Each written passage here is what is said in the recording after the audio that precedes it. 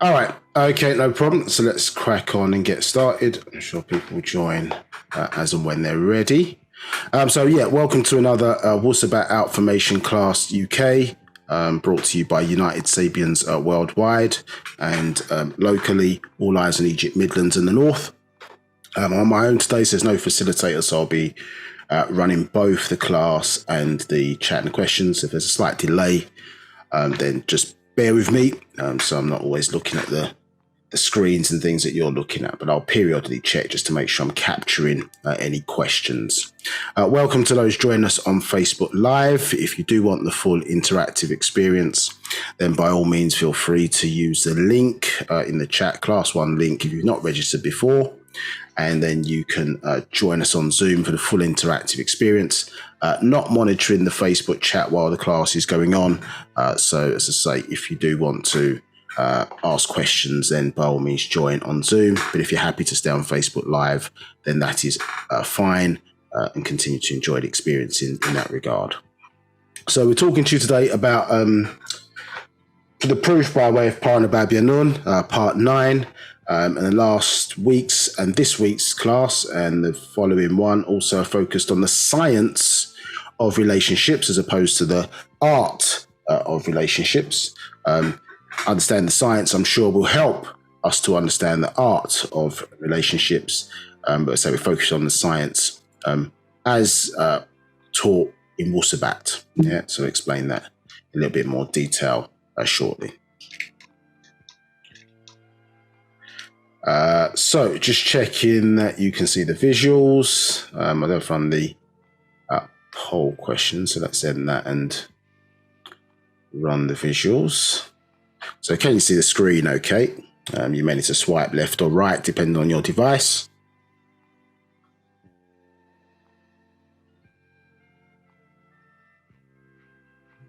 Okay.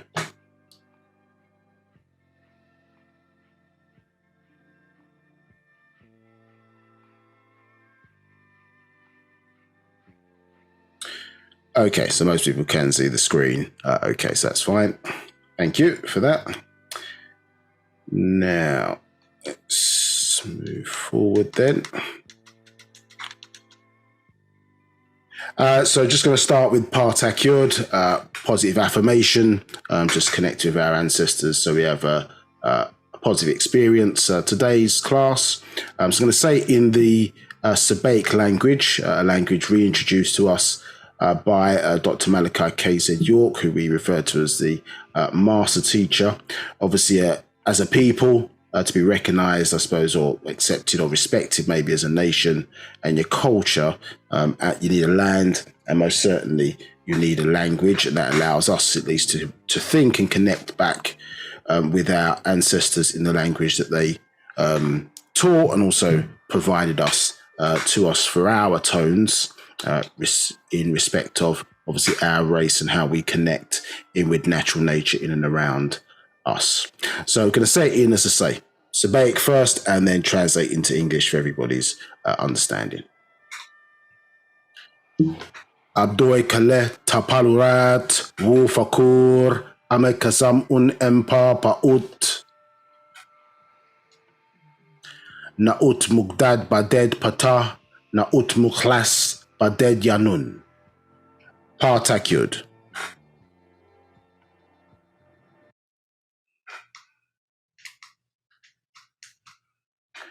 Anuki Jawef pa ashuk empa paut wu kalel ashuk kawun Jawef neya. Anuki kasam un empa paut wu pa paut kawun kasam un em neya. Anuki wahu ameh pa paut wu pa paut kawun wahu ameh neya. Nakuk kadur najuh ameh kasam un empa paut wu habub ame mushachas nakuk kadur kawen kalel pafef nakuk dayur jawef pa paut ameh wase ameh dayarni kawun lakei bakoy jawef pa paut anuki abed bin afashni pa paut kawun anuki pa paut kadur nakuk kadur Pa, Pa'ut, Amul, Nakuk, Amul. So we began by saying begin all prayers and thinking as a part of the all expanding, I should say. And we said no God except Ptah, no saviors except Yaanuwn. Ptah as the opener within our culture, one of our ancestors referencing this version of existence that we're in on Ptah Nun, or planet Earth. The affirmation, Partakyud, it said, I am in the divine love of the all expanding, and all divine love is in me. I am a part of the all expanding, and the all expanding is a part of me. I am one as the all expanding, and the all expanding is one as me. I can succeed as a part of the all expanding and fail as an individual person. I can be all that I want in the all expanding, as long as my want is to stay in the all expanding. I am never by myself. The all expanding is, I am. The all expanding can, I can. The all expanding does, I do. So I think as you sort of stayed with us in various different classes, you can see that Partakyud really talks to, the importance of our understanding, or us being a part of, or as a part of, or as existence. You understand, being things which we touched upon last week, but we'll get into that in the class rather than me veer off on a tangent. Now, if you need to adjust your audio settings for any reason, here on the left are the options here on your Zoom attendee pad. You've got 3 icons here as well, so the chat should be enabled. So you can put messages in there that are not questions, so feedback of any kind, things of that nature, ideally. So place that in the chat area. If you do have questions, however, there's 2 ways to do that. So raising your hand, you can come through live and ask your question directly to myself as your student teacher today. My name is Nabab Kak Nihes, and I'll do my best to facilitate your questions or answer your questions today. You'll see this note appear on your screen, which is asking you to unmute yourself if you have joined this class, which was a webinar by way of the internet. If you have dialed in, those options are slightly different. So *9 to raise your hand and *6 to unmute yourself. If you do, or get permission to unmute, obviously if you're not asking a question, then ask you to stay muted as to not disturb the rest of the call. If you don't want to come through live, then you can press the Q&A button and just type your question into the chat. And then, as I say, I'll read that question out. So I think everybody can see that section, but I'll read it out for those who maybe have dialed in, and then I'll seek to answer that question on your behalf.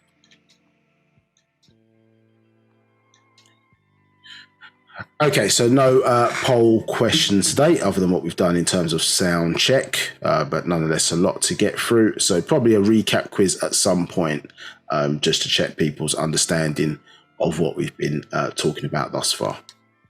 Now, as I say, it is an interactive session. If there are things that you don't understand or you're not clear about, then you're going to get the best out of it if you ask questions. This is part 9, so obviously however many hours, I think certainly well over 36 hours of sort of straight teaching leading up to this point. So there are things that we're not necessarily going over in detail because we've already covered it, so it may feel like duplication to those who have attended those previous sessions. But if there's something you don't understand, then ask the direct question. It's to your benefit. Don't sit there in ignorance. That's what we're here to do. And it's better that everybody gets an understanding of what we're talking about, but to not be rehashing the same thing over and over again. Obviously, we need to push on to take the class to where it needs to go. Otherwise, we never finish. So a very quick introduction, but important introduction to show that respect. So you're coming to us maybe for the first time or not clear who we are. As I say, United Sabians Worldwide. And the founder of our organization is Dr. Malachi KZ York Okran, also known to us as Nabab Yaanuwn as a spiritual title. Born in Takoradi, Ghana in Africa in June 26, 1945. and was born to an important sacred feminine known as Mary Abba Akran York is her title. As I say, she was born March 10th, 1929. Why is it important? Well, she was the first clan mother of our tribe. One of our genetic identities is Yamasee Native Americans. Been on that continent long before first people to ever walk that continent as a people known as the Anasazi. But say very important aspect of our heritage is Yamasee Native Americans. But obviously our origin is in ancient Africa. And Africa today, I suppose. And in that context, Mary Abba Akran York is where the master teacher gets his Ghanaian roots from.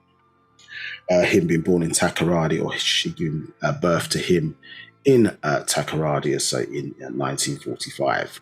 So here you see her in the clan mother attire of our tribe, and we have a clan mother today known as Golden Pea Hen for short, and say who sort of is leading on tribal decisions. So we get back to a matriarchal system as we align ourselves with those systems put in place by our ancestors within natural nature. And as we touched upon last week, see our very famous symbols here, the lotus flower, which is a female symbol associated with the female and a symbol of regeneration. Do you understand? So she was significant insofar as many teachers, many great leaders have been born in certainly us being under this spell for the last 6,000 years, which is sort of peaked really from 1970 to the year 2000, known as the moon or the silver cycles. Do you understand? In that context, and basically that regeneration is showing also a renewal of our story, as well as obviously the renewal of the woman back to power, or the sacred feminine back to power, but a renewal of our story in that context. So when we're talking a lot about genes today, you're going to see how important, as I say, that role is. So leaders are born rather than made. And so it was necessary, say, for our ancestors to birth one amongst us who could obviously teach us back or restore or set the record straight in order for us to start our proper transformation journey, or the culmination of our transformation journey from mortals back into supreme beings once again. So Mary Abba Akran York, the mother of Dr. Malachi KZ York, and sacred masculine, Al-Hadi Abdul Rahman Al-Mahdi, born 1922, is where he gets his Sudanese heritage from for that side of the family. Again, as you may well be aware, there's an ongoing row at the moment. I can't say row, but where, so I think a black woman has been cast as in the role of Cleopatra in one documentary, and people are jumping up and down as to say, well, the ancient Egyptians, the Kadem Mukmatu, were not black. But the Sudanese, or that side of the family, or that location, I should say, is obviously tying us back into pre-dynastic ancient Egypt. Understood? Where us, as the ancient Egyptians, got our knowledge from the little people. Do you understand? Obviously, our origin started from south, obviously to us, but the reality that's been hidden from the world is that all people descend from the Sands people in South Africa, which we'll get into a little bit today. And as I say, we migrated up into those regions. North Africa, where Egypt is today, people act like it's not in Africa. I think I saw one documentary on YouTube, in fact, where the definition of white in America included people descended from North Africa, just to show you how much the Mukasu or the Caucasians like to tie themselves into the vine. But the reality is that Khufu, who is responsible for, associated with building the Great Pyramid in Giza, probably one of the most iconic images coming out of associated with Egypt today, he did not build the pyramid. He renovated. I'm not saying it was not significant work, but he renovated, and he had to go down south to get the plans. Understood? Where they want to separate, as I say, different versions of blackness within that continent. Understood? Or that society in Egypt. So they place a lot of emphasis on the 46th dynasty, which is where Cleopatra VII, who this documentary about came from, because that's the Ptolemy dynasty. The Ptolemy dynasty was a mixture, obviously, of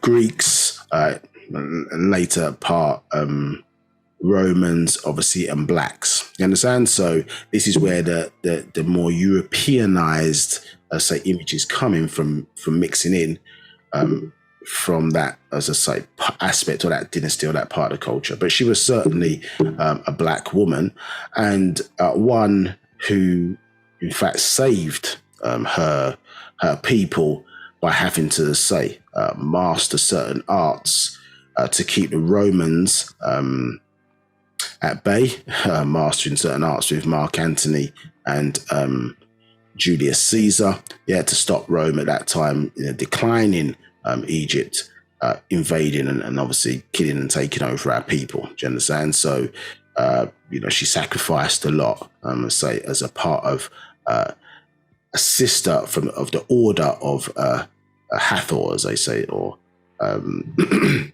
Hatat Hara. You understand? So, very important person in our story, and say they're always jumping up and down to say, denying blacks that they're, who they are today. But the point is that they don't have any understanding of the culture. If you're Muslims, you understand, and in actuality, you've done more. If you look at it, yes, you could argue in modern times you've preserved some of the culture so that you can make money off it from a tourism perspective. But if you look at what you've done as Muslims who have come in, well, firstly, you stole many of the coverings, the crystalline coverings that were on the pyramids as we see them today is not how they were. They had crystalline covers of different colors covering the actual masonry or what they would call large stone work, covering that, and you stole it and used it to build your mosques. Furthermore, you built the Aswan Dam, and you flooded a lot of the temples and the monuments that were there. Yes, you saved Abu Simbel because of the intervention of other countries in all around the world, basically, from a heritage perspective, who tried to convince you to stop and not do that, to save many of the great heritage that had been uncovered at that particular time. But you flooded it for the benefit of your own country. Now, if it was, I don't know, a sacred site that was equivalent to Mecca, say, would you have built a dam and flooded that site? Yeah, no, you wouldn't have done. You wouldn't have flooded if you considered it to be sacred. The fact of the matter is that you're at arm's length to that culture, or even longer than that. And so you don't consider it in the context of, a people who, well, that's a part of them. That's who they are. That's their, whatever, religion, or that's their culture. That's their spirituality. So respecting it in that regard, you understand? They dig up and display bodies like, as I say, it's something on show for people to see, not respecting the fact that if somebody puts their body in a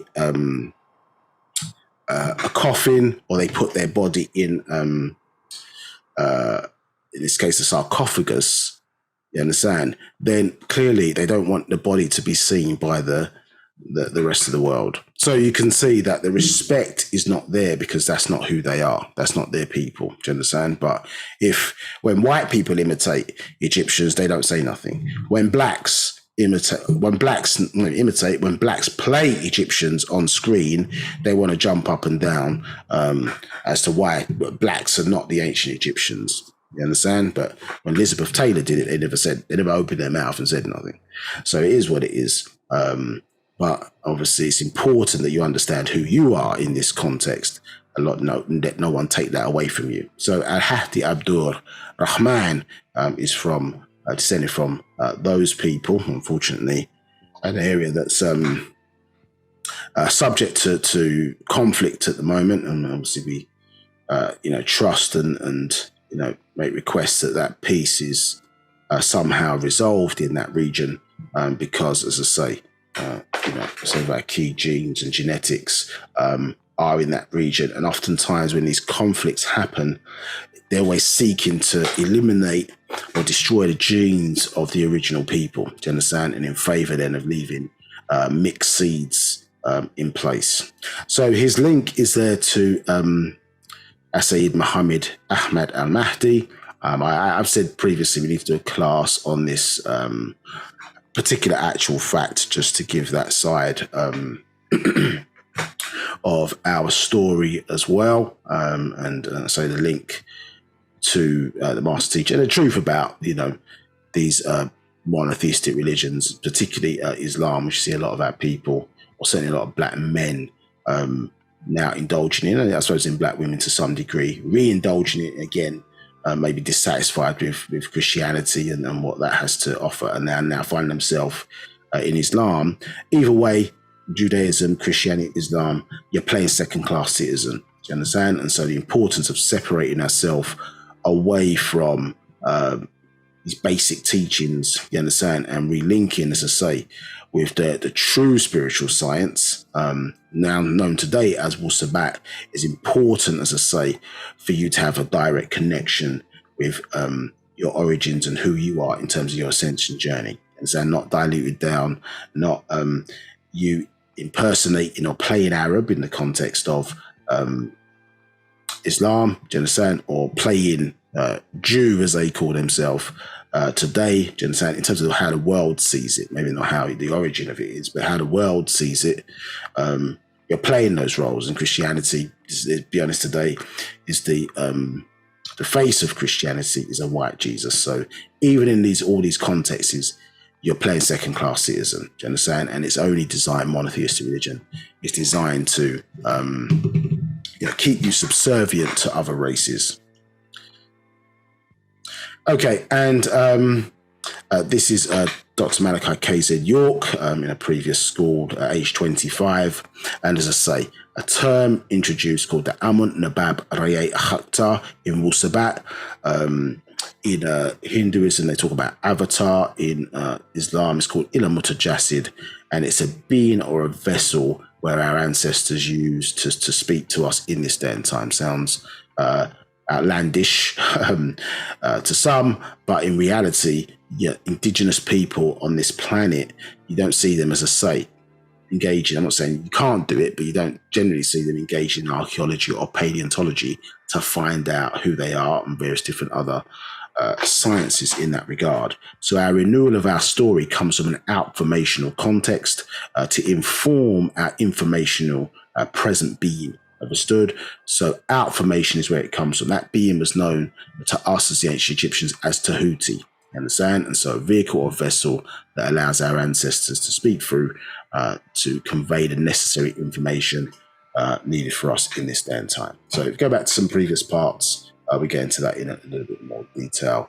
And Nabab Yaanuwn is that iteration today in the hereafter doctrine. So hereafter, the so-called devil's rule ended, when the nines aligned, 9th of September 1999. That was the end of the 6,000-year period, given which their Lord or God gave them dominion to rule, and it was the end of the say of this moon or silver cycle coming into the sun or gold cycle from 1970 down to, just say, 2000, as we came into the first half an hour was that where the elder was given a certain amount of time to convey and deal with the religious spell that had been cast on our people, on into past 2000, the hereafter, where we've now come to learn about exactly who we are, the hereafter doctrine.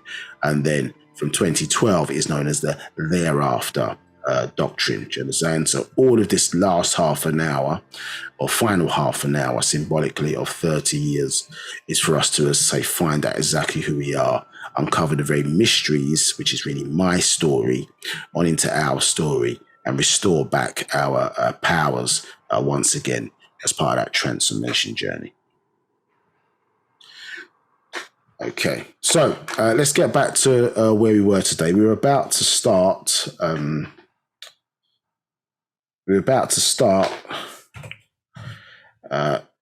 Going through soulmates. Let's go back there. Not ready yet.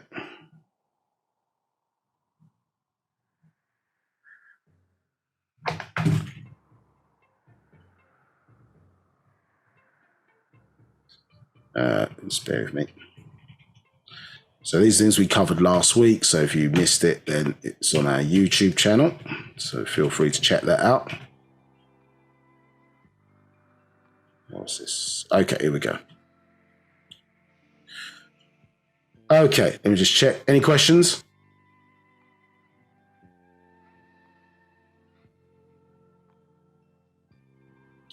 No, I don't see any questions at the moment.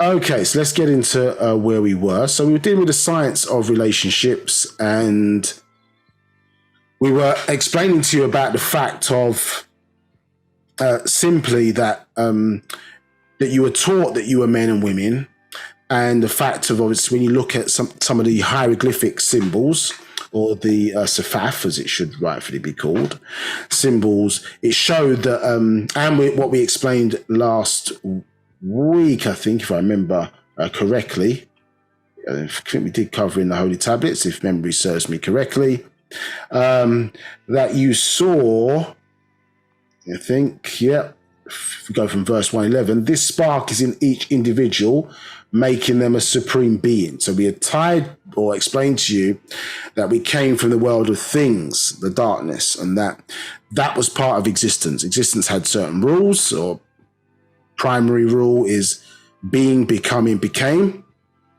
and that we were a thing. You understand? And things are obviously make up existence, and a part of the darkness that makes up what we would call existence. And actually there's more darkness in existence than there is what we perceive to be light, or the visible world as it appeared to be. Do you understand? So what we obviously was explained to you is that when you looked at this divine hierarchy, if you want to refer to it as that actually men, or man, you understand, was only a few steps above beast. Yeah, so this is how far we've fallen from supreme being to the perception, at least, of us as men, and the fact that, as I say, when you looked at the those hieroglyphic symbols, that, as I say, Zazaz, which is man, this symbol here, and Zazaz Tat hold the symbol, obviously, of the six ether forces there of Zupu. And you see that that lock, Zabas as it's known as, is the same shown in the mummy. Now, obviously, we know what the function of a mummy is to retain, obviously, DNA, as you see there as this Habal symbol, the double helix symbol there, to retain. That system is a genetic retention system that obviously preserves it by not allowing any air to get into sarcophagus, and the mummy's wrapped a certain way in order to preserve the cells, that it could be ready for cloning or recloning of that individual later down the line, when maybe, say, technology has moved to the point where you may cure the disease or whatever the issue was that the person passed away from. Remember, you don't die from death, you die from a condition that results in death. And obviously, if you make it ultimate to ultimate old age, your heart may be, packs up and stops working. If you get to die of old age, but you die, as I say, from a condition that results in death.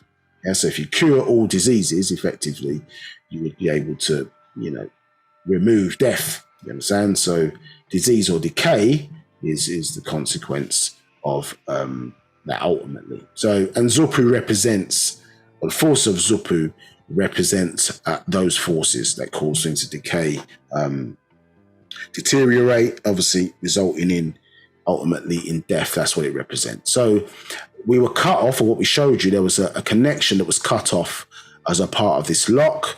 And then when you compare it to its corresponding symbol, which is Nupu, you understand? We see that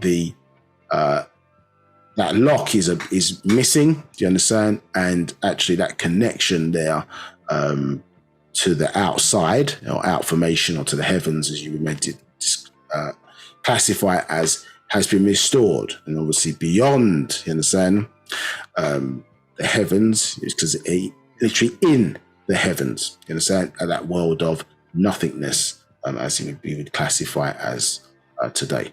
Yeah, so the very differences. So we were showing you, obviously, this image here, showing how we got here. So these Nun bowls, or Nu bowls, Nun as in N-O-O-N, yeah, Nun like noon, bowls as it's pronounced. And the fact that, say, this represent the sky, we can see here the symbols for us, not only the blood within human beings, a Tet symbol representing the female. Here we see that the key of life, the Anach or Ankh, represents, say, our ability to produce children. And then we've got the environment that we're in here as naturally occurring water and the symbol for the earth. So it's showing you how we got here and where we came from. We are outformational beings, or what they would say is extraterrestrial in origin. We are extra to terra from astral, the skies. You understand? And that connection should have been retained when we got here. Do you understand? Obviously, these different iterations of the spell, which our people have been suffering from, remove this from our reality of who we were, that we were at the very origin, not at the origin, we were at the origin of things as things. You understand? And grew from that. And that connection should have been retained and still is there, but obviously we're not aware of that connection. So mentally, in that context, we got cut off, you understand? And then literally cut off, you understand? As we mixed in and weakened our genes, then that brought in what? Things like amnesia, you understand? A loss of our powers, understood? And so we don't really know who we are or the value in what is being referred to as the soul, which you learned about last week, interestingly, from the Holy Tablets, that it was a projection. Let me just click through these very quickly, of the mental downwards to this plane, and then it's being interpreted as soul. Understand? So I think that was one of the depictions there which you saw. Yeah, you saw it in verse 1. So this spark of consciousness, 127, this mental spark that radiates a part of itself to the planes below it, it projects down to the spiritual plane and forms what you call the soul. Understand? Yeah, what you call. So, I'm not necessarily saying that's what it is. Understand? But it's an interesting thing to say, well, it's an aspect of the mental. Yeah, that's projecting itself down, and we're referring to that. So it's showing that link to the mental. Do you understand? Which, why is that important? Well, it's important in the context of this is your understanding of how soul can be restored and then taken away, because you'll understand about that connection to it that can seemingly can be blocked, you understand, and then unblocked. Understood? So even in their Bible, if you look at some of the symbolism of it, you understand, it's talking about, well, when the Spirit of God moved across the face of the waters, understood? Yeah. The sun was blocked because obviously the sun's rays, I should say, were blocked, and all of the planet itself was obviously covered in water, and the sun's rays couldn't get through. A bit like you might find if it was nuclear war that took place, for example, the explosion would throw so much dust into the atmosphere that it would block out the sun. So in that story, the way they give it at least, the planet had to be terraformed in order then for the sun's rays to be able to come back through the atmosphere. Do you understand? Now, if you sort of look at it in the context of us, well, certain frequencies, the introduction of these monotheistic religions have blocked, yes, the frequencies reaching us, as you see in the depiction of Unk en Atun, or they call Unkenaten, with the rays, as say, of the sun coming down, hitting him and his family. Do you understand? So showing that direct connection to our etheric ancestors, the Parnatharu, who were depicted as sons or are sons. You understand? So being intelligent, thinking, feeling, highly intelligent beings or out-intelligent beings. So the reality is that connection was there. You can see, at least in that story, that what the blockage had to be, wiped away in order for them to start receiving, or the planet to start receiving, that outformation once again in the form of sun rays. So our connection to some of the obvious things within natural nature is through our ignorance, you understand? Ignoring the facts, that's what ignorant means, that has kept us trapped, as I say, in this current kind of mortal shell that we find ourselves in. Now, you always see me sort of quoting this one from Natural Ether Energy, verse 41, and simply because it says, in Kadem Mahmat, ancient Egypt, or Tamaray, your Salafu ancestors, Musbatu Sabians, in Wu-Sabat, we use Ramaz symbol to explain the example of the Alam, Sakhamat, hidden powers of the visible yet invisible Bara, space. So the things we can't see, do you understand? Or that world that we seemingly are not perceiving, because our powers have been subdued, let's say. Yeah. That's what symbolism represents. Now, ultimately, on this plane of existence, you as a physical being, your whole being is symbolic, or is a symbol, because you're not really looking at who you are, you're looking at what you've become. You understand? So when we get back to the essence, or we look at those master secrets, they're showing us who we are. You understand? Now, in order to get to the point of, especially when you've got a black man who's a teacher, well, we have to get to a point of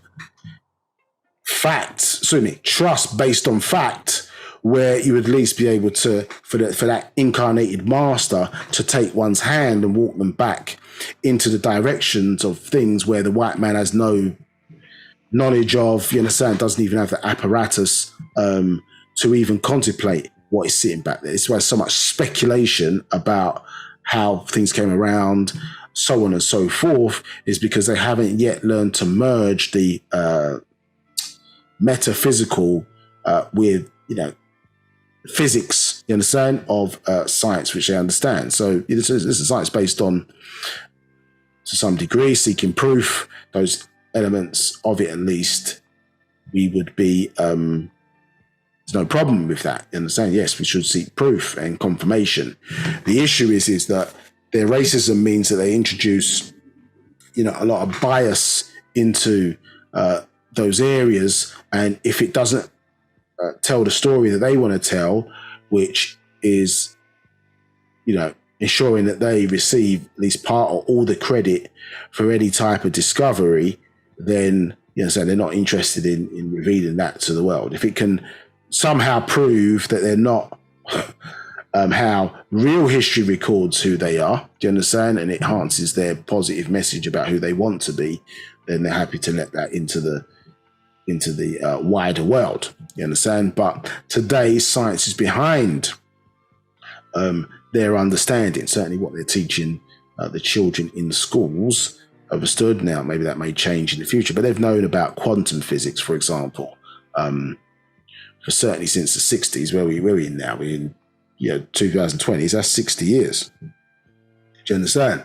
So from a certain experiment they got, but ask your children today, put the test out, do they learn quantum physics in school? They say no. Right. In that context, or is that the basis of how they learn about physics? Learning from the nothingness first before they deal with the somethingness. Understood? So this is what we were learning about, and understanding, well, you are a thing, you understand, and you are a supreme being, and the world of things is in this world of nothingness, understood, or what some may class as anti-matter, Understand? Yeah. So that's where that darkness is not something negative to us. It shouldn't be negative to any human being. It's where existence starts, for lack of a better word, or has always been, let's say, in various different iterations. So we're interested at least in the part of us as an Ifrit being, or an energy being, or energy in and of itself, how that starts in its journey to become matter. Understood?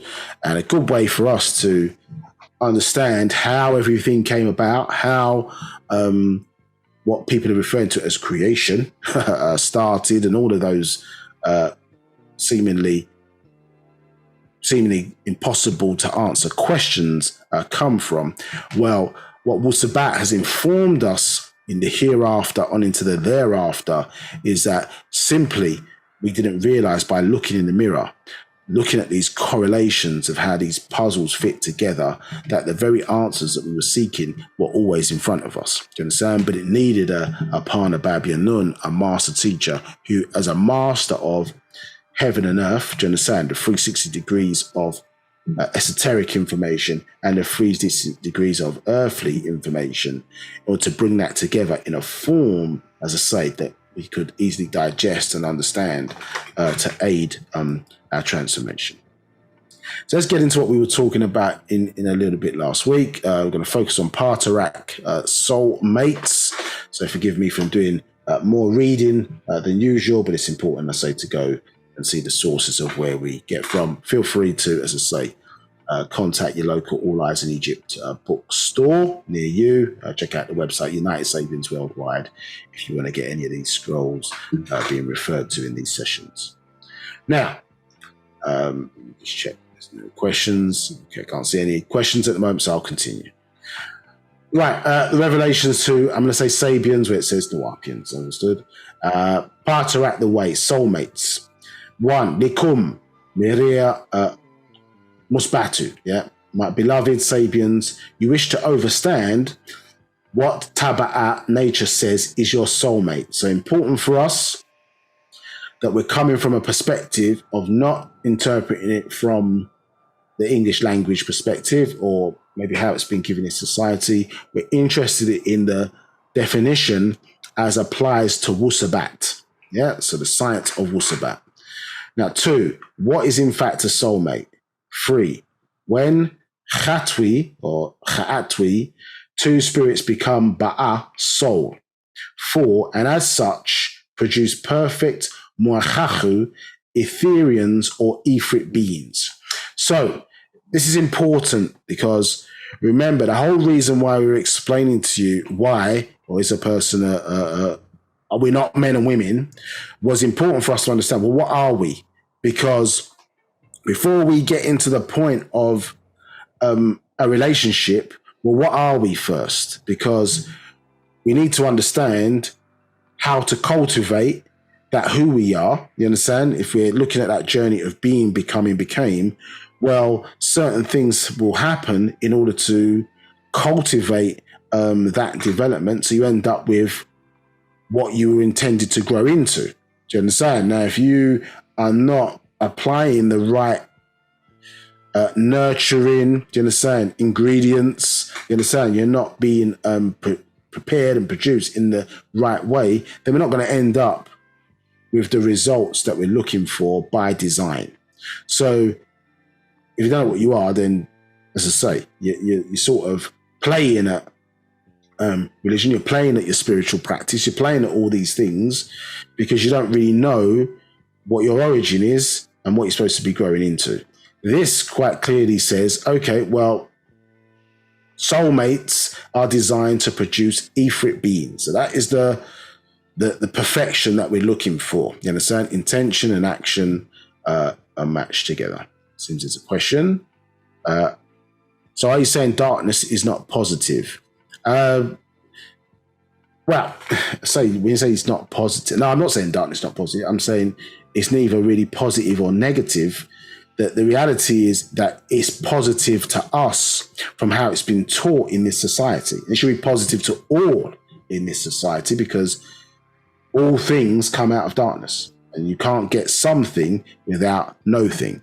You understand? So the reality is that darkness is existence. And without it, there isn't anybody else. There isn't nothing exists without that darkness. Understand? Or the world of things. Yeah. So when we say darkness, it is because, or what they're referring to as dark energy and dark matter, is because they can't see it, but they know it's there. Yeah, this is the Caucasian. You understand? Is saying you can't see it, or you understand? They don't know. They know something's there. So that's why it's referred to as dark, or the word dark is put before it. You understand? Now, as we evolve in the language, the reality is that if we're thinking in Wu-Sabat terms, we wouldn't preface it with the word dark. Do you understand? Our understanding of it, as we touched upon last week, Judith, is to say that you're dealing with states of order and states of chaos. You understand? So primordial is how they describe it. So primordial order and primordial chaos. You understand? So things in different states. So things that are organized into, or start to be organized into a system where they're beginning that journey of, for lack of a better word, growth, then that's considered to be order. Where things are sitting around and they're aimless, they're not doing anything, you understand? In terms of moving to a journey of production, they're aimless, so they haven't got a purpose as of yet. That, at least at that point, is considered to be chaos, yeah, or primordial chaos. Understand? So primordial, if you look that word up, that's really saying the original. You understand? And so all of that is taking place in, for lack of a better word, a state that, from our perspective, at least at the moment, we're not able to see and perceive, other than looking at the so-called night sky and understanding that. In his world, you understand, he focuses on the light, but the light to us is chaos. You understand? Because light blinds. Understood? Their light is really fire when you really look at it. Do you understand? And so fire, in their context, the way they use it as a destructive force, because what it did is it allowed them to introduce modern way of doing things. You understand? Versus the original way of doing things. And the word modern, if you look it up in etymology, it takes you into the word mode. Yes? So hence we have a monotheistic religion, because what? It's on one mode, one vibration, you understand, which is their vibration. As opposed to being 360, you're focusing on one mode. This is why when you go to university, go out with 1 degree, not the 360 degrees of the circle. We want you to focus on this aspect of things, not the understand of the whole. You understand? The system. So that vibration is theirs. Fire, remember, was used because they burned down the civilizations that gave them an alternative version of another story that wasn't his story. So it enabled them, as I say, to then create the necessary authors, you understand, which would render them to be the authority, and therefore they would decide what is or is not authentic. You understand? Most of his reality or his story is based on what is written down in books. You understand? And so, whereas our story is in everywhere you look. You understand? Everywhere you look, you can see our story. If we really understand what we're looking at in natural nature. You understand? Our story's in our genes. Our story's in the planet. Our story's in space. Our story's in the sun. Do you understand? And how they all interconnect. That's our story. His story, in the beginning, God said, you understand? Which is in the mind of some white author writing down what they were speculating what took place. Do you understand? And the reason why they don't want you, and I'm saying you personally, but us, let's say, to reconnect again, to be looking, so black man and black woman looking into each other's eyes again, you know, say the eyes are the windows to the soul, and to really start to understand the context of our existence, do you understand, is precisely for this reason that we're reading here. They don't want you to start to produce what? Etherians, etheric beings once again. Understand? Okay, so let's continue. So,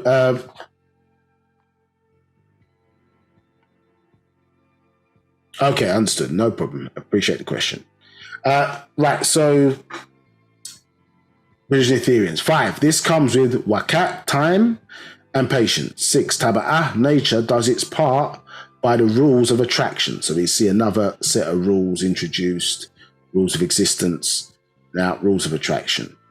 7, and both persons must do their part by living up to what is expected of them. So I think in the first page of the Holy Tablets, I wish I'd actually put that up just to show you that. But because it just touches in there an original verse to show how it talks about human beings straying away from their original purpose and the original ways of the universe. Understood? So, which is what Nabab Yaanuwn, as the master teacher, is restoring piece by piece. Understood? To give you that context of why we're here, what your purpose is. Yeah, understood? And primarily in probably the previous 8 parts from the proof. We've tried to demonstrate to you at least how the big puzzle it sort of fits together, which you're a part of. 7, both persons must do their part by living up to what is expected of them. 8, this becomes as perfect as those involved. So this is important specifically for Negroids, Nagaru, black people, as the people who vibrate the highest of all races. Understood? We set the standard. You understand? So in the context of this planet, we set the standard. So because we can vibrate higher than everybody else, how we are living becomes the standard. Do you understand? So it's important. This is why each individual must perfect themselves to make the whole that much greater. Do you understand? So this kind of thing of, well, he's doing it, I don't have to, or she's doing it, I don't have to, or they're doing it, so therefore they can carry the load. Well, no. You understand? Everybody is supreme beings. There's no, we use, or sometimes we're split into orders that may have a certain hierarchy for, if you understand certain systems, for efficiency of decision making. Do you understand? So that's why you sometimes we'll get separations or us in various organizational structures, because you need that for efficient decision making. Do you understand? Sometimes you need really exceptional people where you've got absolutely balanced situations, and we working towards that, isn't it? So at one time there was 24 elders with 12 males and 12 females. So you obviously have to come to you can have obviously majority wins or sins of that nature, but ideally you want to come to a point where, as I say, you're able to reach a consensus by having people of a nature that maybe in a context are more pragmatic. Some may see that as negative, and maybe some people who are more optimistic. Do you understand? Maybe people will see that as more positive. Do you understand? But both natures used together in order to get the right decision making at the right time. So perfect. You understand? So we set that definition. And I say in Wu-Sabat, why we are living so many lives is to achieve, as I say, that balance where, as I say, intention and action matched. We're doing things for the purity of what needs to be done with no ulterior motives, in that context. Now, 9.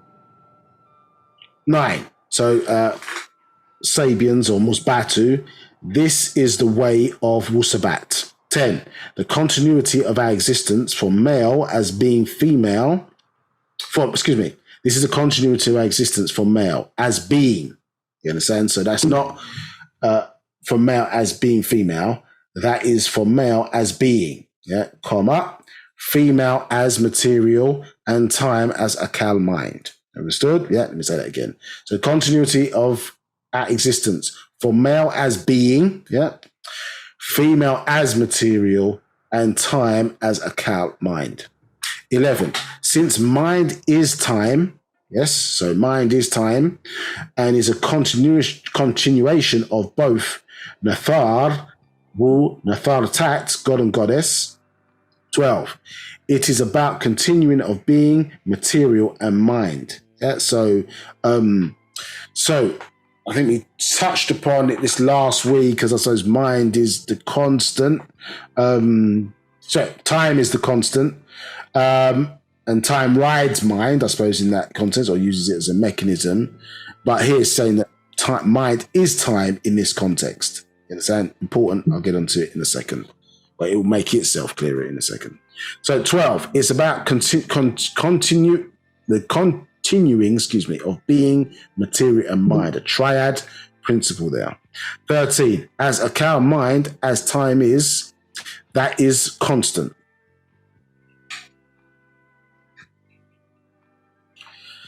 14, and needs a place to express its being as it exists without movement or as nothingness.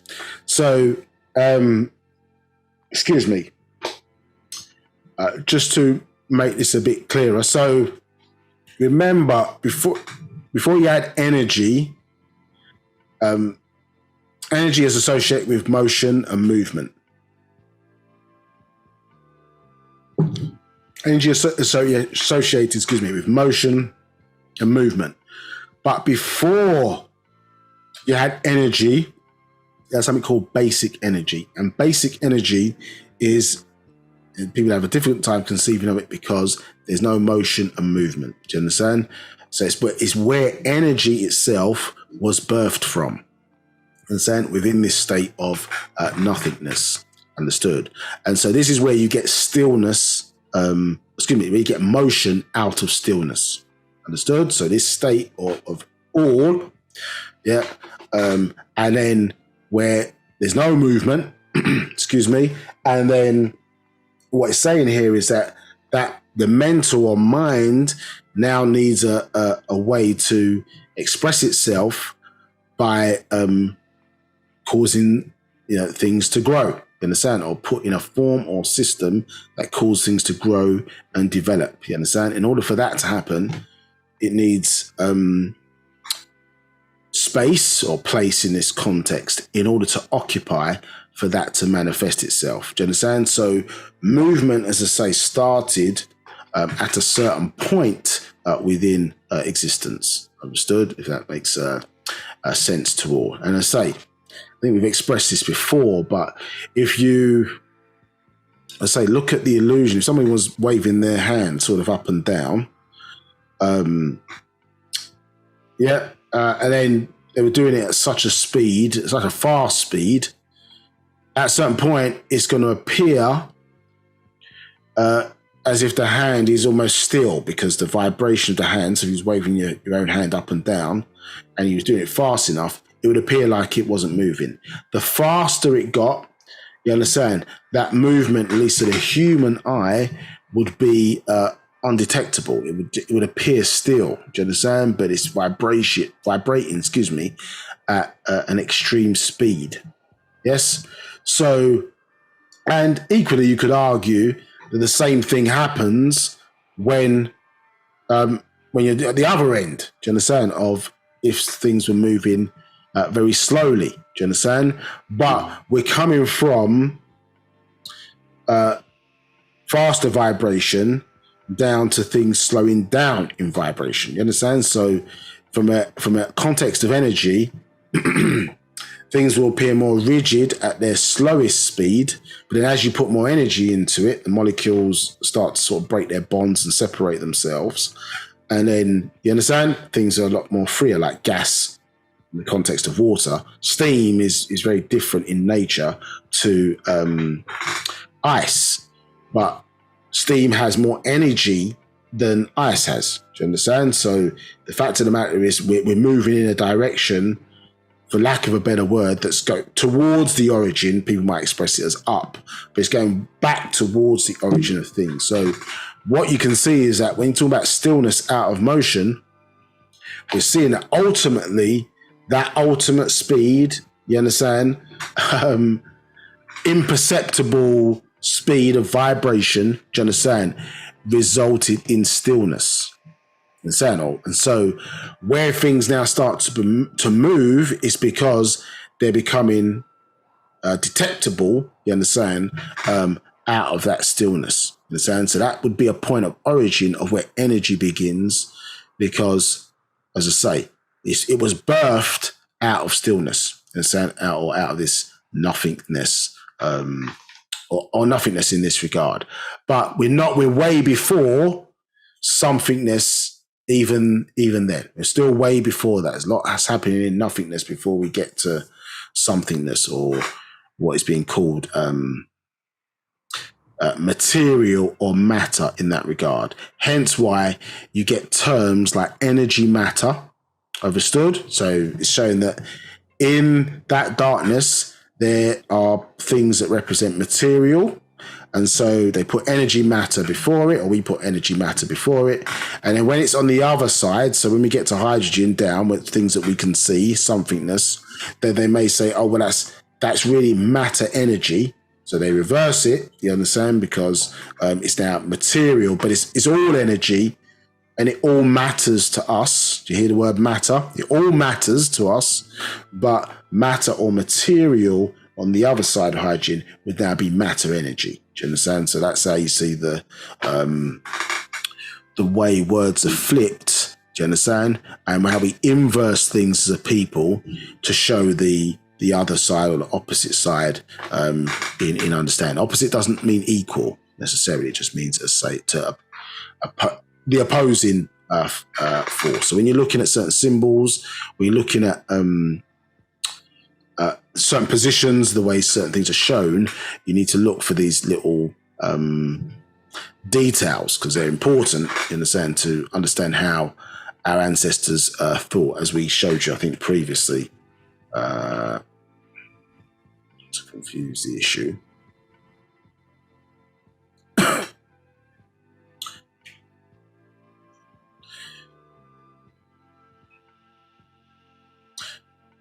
As we've shown you here, that you've got one way round, and then you've got one inverted. You understand? So these things are important to pay attention to, these little details, because it's telling you, or it's going to aid your understanding of what is happening. You understand? And how, if you were looking at a picture of a deity, for example, like you see here, is that showing that correctly? Okay, well, the direction of where those wings are pointing. Do you understand? That means something. Yeah, and so in some situations, you see the women with what? They got two wings. They've still got two wings, obviously, here, but the wings are pointing upwards and downwards. That's telling you something. So understanding these little things, you understand, is us getting back into the mind, as I say, of how our Muslafu on into Panatharu express themselves. Do you understand? To get back in their mindset. All right, let's get back into this. So yeah, as continuity expresses through material or matter, which is existence in movement, somethingness. 16. So you have male, being, female, material, and time, mind. The perfect union. Yeah, so again, triad principle, pay attention. 17. Mind is male, is constant, and female is variant, ever changeable. Yeah, so even in the word, you see, man, we're called men, isn't it? Yeah, men, you see, is obviously part of the word mental. Do you understand? So in this context, it's what different we represent in the context of what we're reading about here, not competition. Understood? Not one is better than the other. Understood? But what we represent as certain types of energies within the system that's being obviously unfolding here to produce supreme beings. Let me see. I think there's a few questions.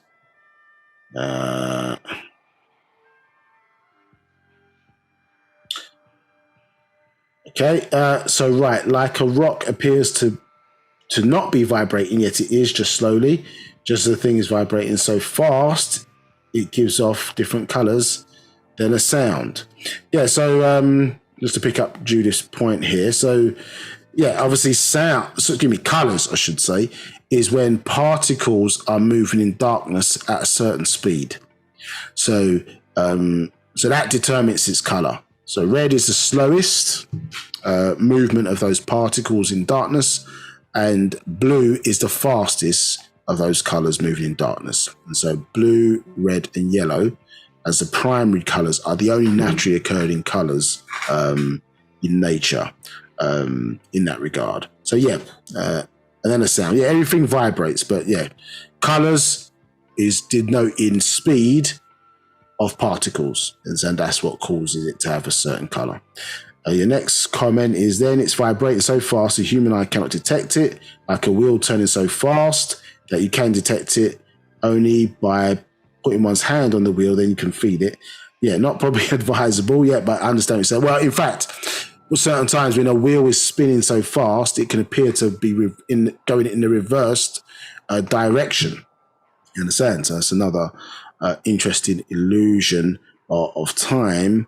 But yes, things are vibrating. In this context, things are vibrating so fast, going in the, as I say, I don't want to use the word up because that's the wrong word to use, but inwardly, they're going back to their original origin. This is faster and faster and faster vibrations. Do you understand? So remember, 7, 8, and 9 ether energies have not been experienced in this planet yet. Understood? So these are finite forms of energy vibrating very fast, and that's where our ancestors reside. So do you understand? That's where we're seeking to get back to, because existing at that point of vibration, we can't be touched by those lower vibrational forces. Do you understand? From 6, obviously, down to 1 ether in that regard. So yes, understanding vibration in terms of all things vibrate, and in the context of a universe, for example, such as this one, or excuse me, not the plane universe such as this one. Yes, that is correct. Yeah, the universe such as this one. There's a secondary vibrational state called nutation. Do you understand? And so you know that you're in, let's say, the physical universe is because all things would have this, would have a certain signature, do you understand, which cannot be altered or changed. Do you understand? So you have vibration, obviously, of things within a range. So, for example, your hand or your skin which is made of keratin. Your nails are also made of keratin. Do you understand? So they're in the same range of vibration, but one is more dense. Do you understand? So your nails are more dense than your skin, for example, but both are made of keratin. So they're in the same range. If you were to draw like a diagram, for example, I've got my pad with me at the moment. I'll switch it on in a second. But if you were to draw, let's try and do it here.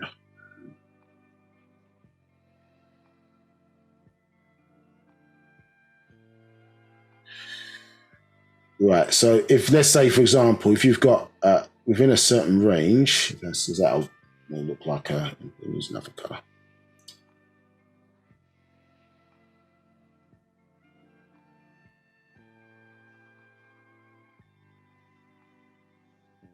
That's what happens when you're drawing live. Yeah. So let's say we draw 1. If that's a 1, if I say that's a 1, within that 1, it's going to subdivide down.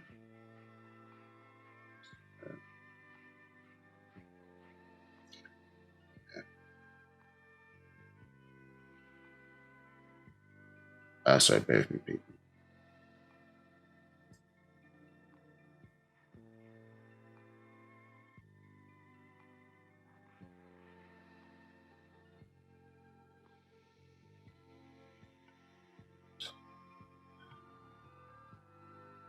Right, so let's say that's a 1.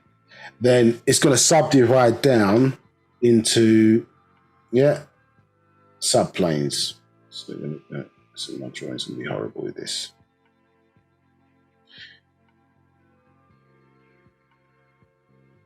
I'm drawing with a mouse.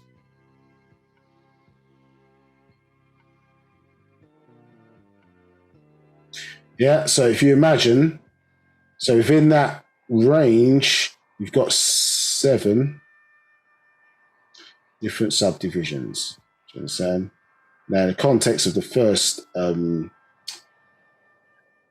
physical existence, they oftentimes they move in 4s. So you then go, yeah, that's going to go subdivide again to 1, 2, 3. Yeah, 4. So remember, you've got physical plane, spiritual, physical plane, plane of force, spiritual, and then the mental plane. Do you understand? So you get these subtle subdivisions in vibration where the same material will express itself in different ways. As we just said, nails and skin are made of the same material, but they're in different vibrational levels in terms of their density. Do you understand? So this is how it breaks down and how you get, as I say, differences in the same material, as I say, being expressing itself in that regard. So more simply, most are maybe familiar with, as I say, one of the big triads of water, for example, is solid, liquid, and gas. Do you understand? But in actuality, the master expressed in a book called Man from Planet Risk that human beings have not encountered liquid yet. You understand? So make of that what you will. You understand? We've not encountered liquid yet because all of these changes are matter. So we've not encountered real liquid on the planet. It's all matter. Understood? So us understanding vibration, just for the purpose of this, maybe to make it even, crystal sort of clear, is that, as I say, you've got things, as I say, vibrating, and then as it slows down, so it's obviously growing into different forms or systems, but as it slows down, ultimately, to a point where we, at least, are detecting it here physically, we are referring to it as somethingness. You understand? Yeah. So where it's slowed down sufficiently for us to see it is called somethingness. By the way, we're using our physical senses, at least in that regard. Yep. Okay. Seems a few other questions. Yep. Vision, see scale, wisdom and duty. Someone saying they can't see the drawing. Okay, it's on the side here. Poorly drawn. Is on the side here.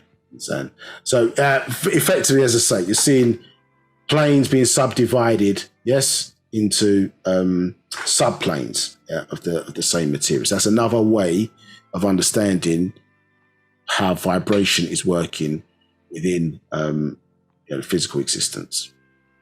Now, let's back to this. So 17, mind is male, is constant, female is variant, ever changeable. 18, transforming, shape-shifting to attract the mind of male to become soulmates. 19, in ancient, Ptah Maye Reye, Ta Meri or Tamarei or Hamam, the great scientists of Nagaru Salal, the Negroid race of Wu-Sabat, identified all time, all being, all material as Reye, sun, Gebab, Geb, as Reye, sun, Gebab or Geb or Sabab, now if you update that, earth, and Natat, Nut, moon. Natat Nut is a seed of the solar plexus system. Gebab is the seed of the solar system. So 20, and was from Atum and Ptah and Thehutwi. 21, in one, free as Dedtwi, as Taha earth and Pa-Ahat the moon came out of the sun. And 22, and this is eternal creation.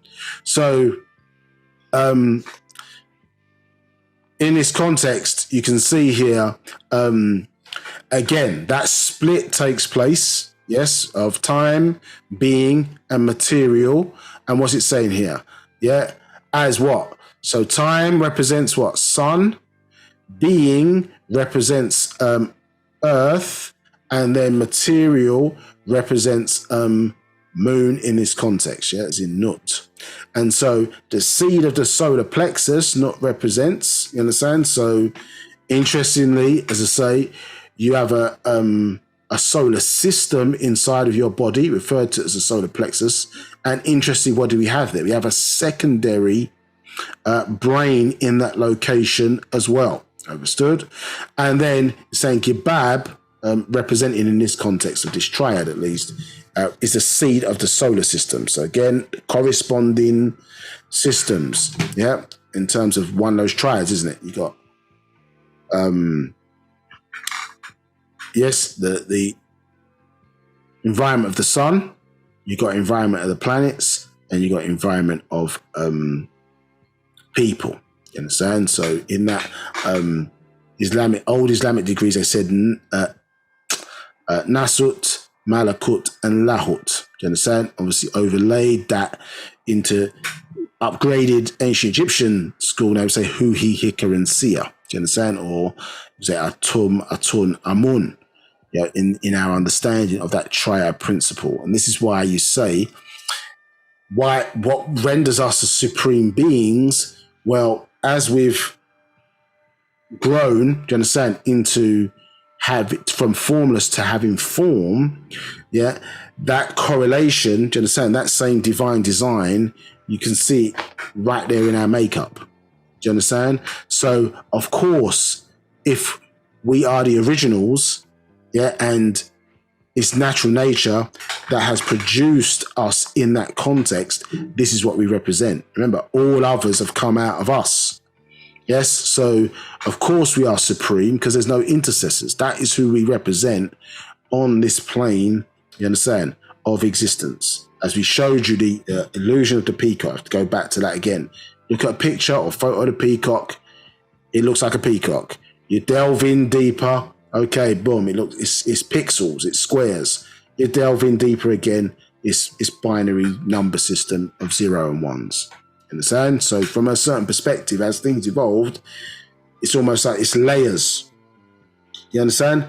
Layers of things that are taking place. The issue is that you're not necessarily looking at it from things what they are. You're looking, from our perspective at least, we're looking at it from what it appears to be. You understand? Not from what it really is. Yeah, and this is why, as I say, slowly but surely, the master is breaking down, and so our perception of the way we're seeing things. Not just he's breaking down. Wu-Sabat, which, remember, the science of Wu-Sabat takes information and transforms it into outformation. You are information. So when you place the book in front of you, as you're seeing on the screen, the book is transforming you because it's informing your being. It's outformational detail coming to you in the form of information. And when you put yourself in the position to be taught, then it's transforming you. You understand? Yes, it's the magic in the words. It's changing your perception of the world around you, which is why last week, when we touched in the Holy Tablets, you understand, one of the things in chapter 1, which is quite useful for us to understand, is that when we asked that point was to why these images were not sacred. Now, why are we not wearing these around our neck? Because this is our original God. And if the sperm and ovum don't come together, we're not here. You understand? So why are these not sacred? Why are we not wearing this around our neck or on bracelets and things of that nature? Well, symbolically we are. You understand? We are, as ancient Egyptians, by wearing an ankh or an ankh-twi around our neck. We're recognizing at least that journey, but if we would be literal about it, then we'd be wearing this around our neck. You understand? So the fact of the matter is the Holy Tablets was quite interesting because it referred to human beings in their more simple state. This is you as single cell amoebas. This is you as protozoas. You understand? In the sort of first chapter of the Holy Tablets. So you're not considering a human being just as the completed version of yourself when you're born. You understand? So this is important for us to change that perception of what we're looking at. All right, let me crack on because we'll get to where we need to be. Okay, so we see this hierarchy here for those who may not quite understand. So Atum gave birth to, Atum represents the first point within existence. Do you understand? So we go from Atum, you understand? Now they say to atoms, yeah, to atoms, some say. You understand? The first point in the process. And reason why Atum, you see, represents it. So you could say hydrogen, for example. You say hydrogen represents Atum. You understand? So on the first point of the elemental chart, for example, we say hydrogen represents Atum. But the reason why is being referred to as indivisible, because at what point, or the transition point of where energy became matter in that context, for example, is difficult to discern. You understand? So only the you understand, the person who drew it, you understand, or the being who drew it would know that point. So he's the indivisible. You can't tell at what point was that change, but the change has happened. Do you understand? In that regard. Now, so first point, and Atum gave birth to who? To Fafnatat or Tefnut, and Shua or Shu. In the sense, Atum, the divisible one, gave birth to Shu, that represents air, and to Fafnatat, who gave birth to Fafnatat, who represents moisture. Understood? And then they gave birth to Yabab and Nut. Yeah, so the way we're describing these family type of setups, it as I say, describing pre-existence, let's say pre-existence, like describing existence, it can describe or be used, applied to a solar system, it can be used to apply to a human being. You understand? In this context, we're understanding about relationships, yeah, because in this context, from Atum, remember, you've got sets of twins being born. Obviously, when you get to Gibab and Nut, then it splits down into two sets of twins, but they're being born in twins. So that male and female dynamic is still there in terms of what they represent, in the sense. And then prior to Atum, remember, you got the Ogdoads. So you got four sets of twins there, also from an Atum point, in the sense, which effectively, if to keep it simple for everybody on the phone, we existed in the waters first, in the sense that each set of these twins represents a shift in our genetic development, if we're applying it to us here on Earth for the moment. So we started off in the waters, and then we evoluted or grew or revoluted onto land, and then from there, where, let's say, Atum, Shu, Shua, Tefnut, we've got 9 different principles. Well, so we're describing 9 different energies, I suppose, working as one. And so we look at the sperm, for example.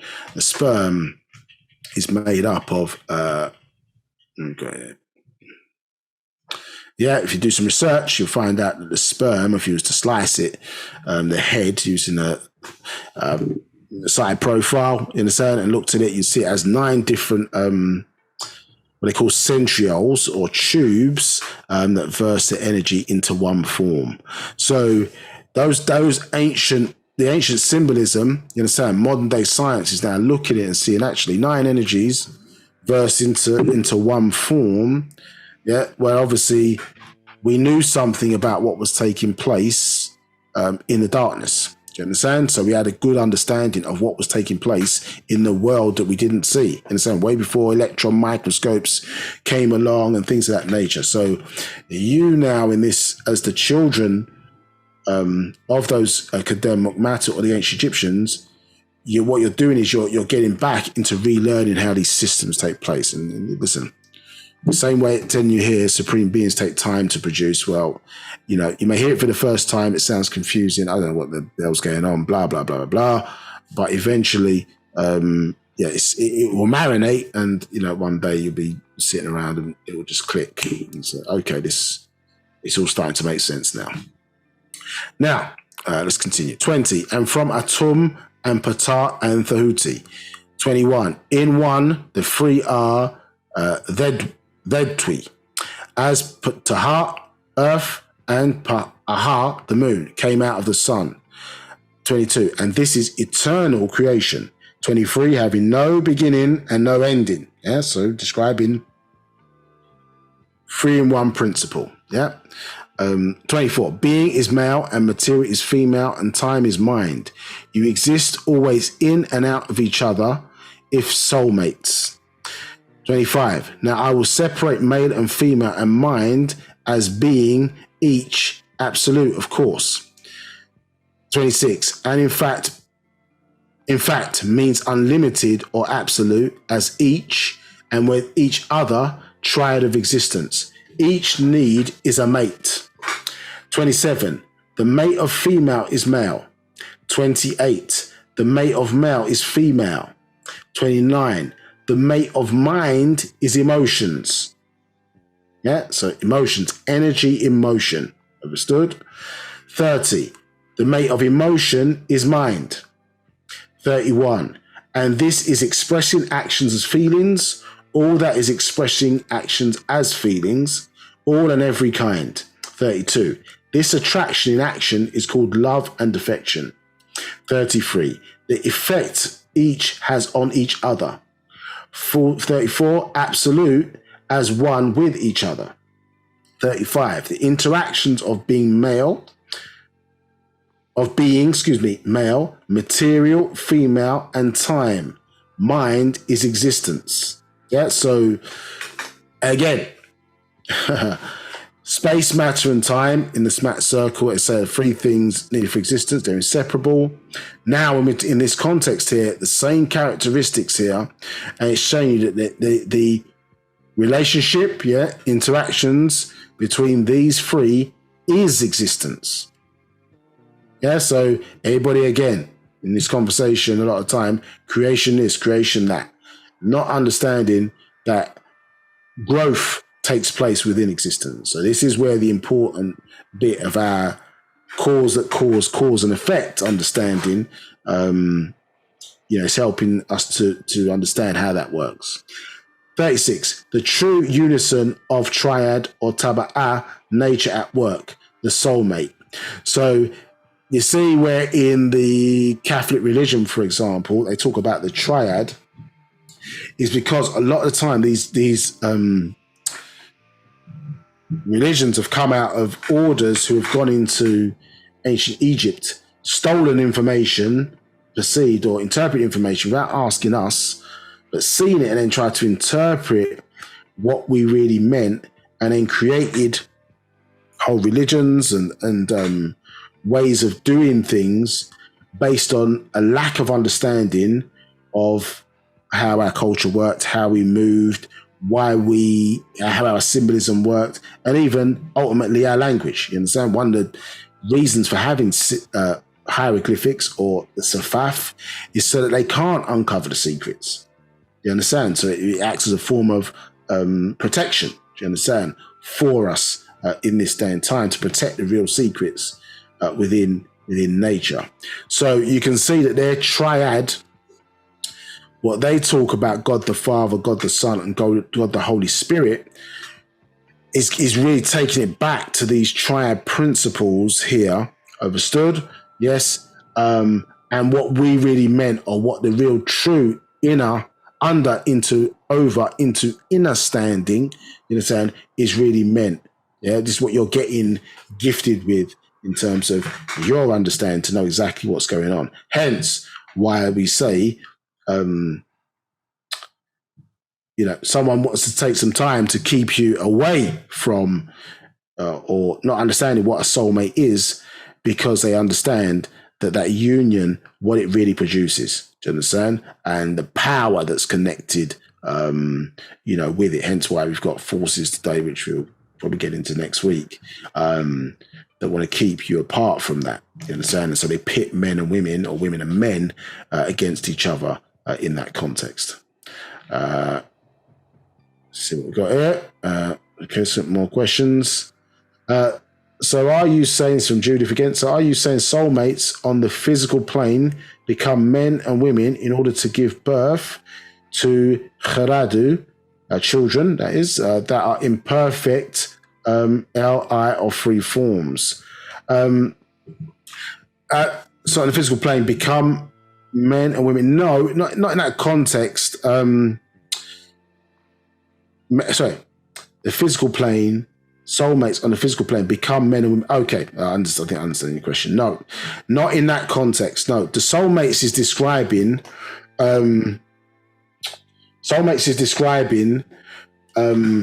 the connection between a male and a female, or a female and a male. Do you understand? So it's not that they become soulmates. You understand? It's just describing the fact that you have, as a male and female, these the law of attraction will kick in. So if you imagine the parts when we become into the physical, and we're born through a mother and a father, so on and so forth, and 30 ancestors making us up. Now, depending on the intake of the male, you understand, and the female, you're going to end up with either a male child, or you're going to end up with a female child.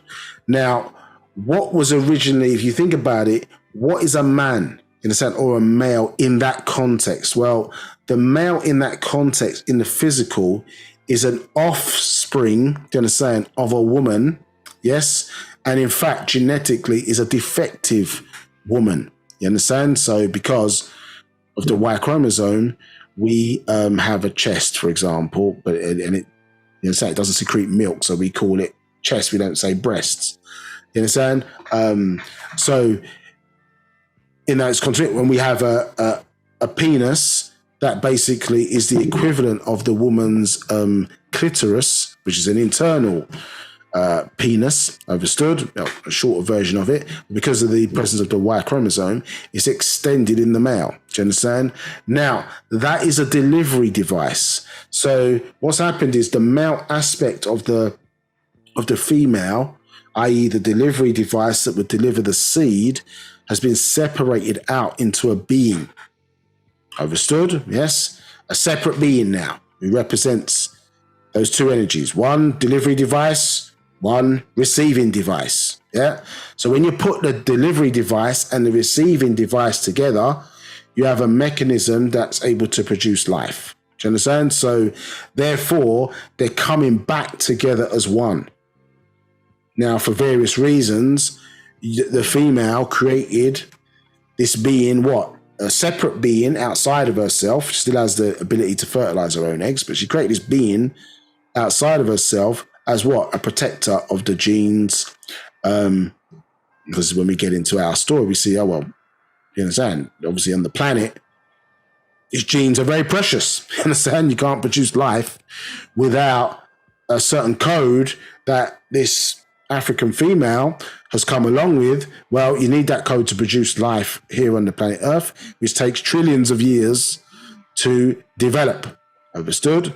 So, so she needed a protector in order to, as I say, so that's outside of herself, produced this individual. Do you understand? So that's that it manifests itself. Now, in a hermaphrodite or a hermaphrodite, that element is within the being, isn't it?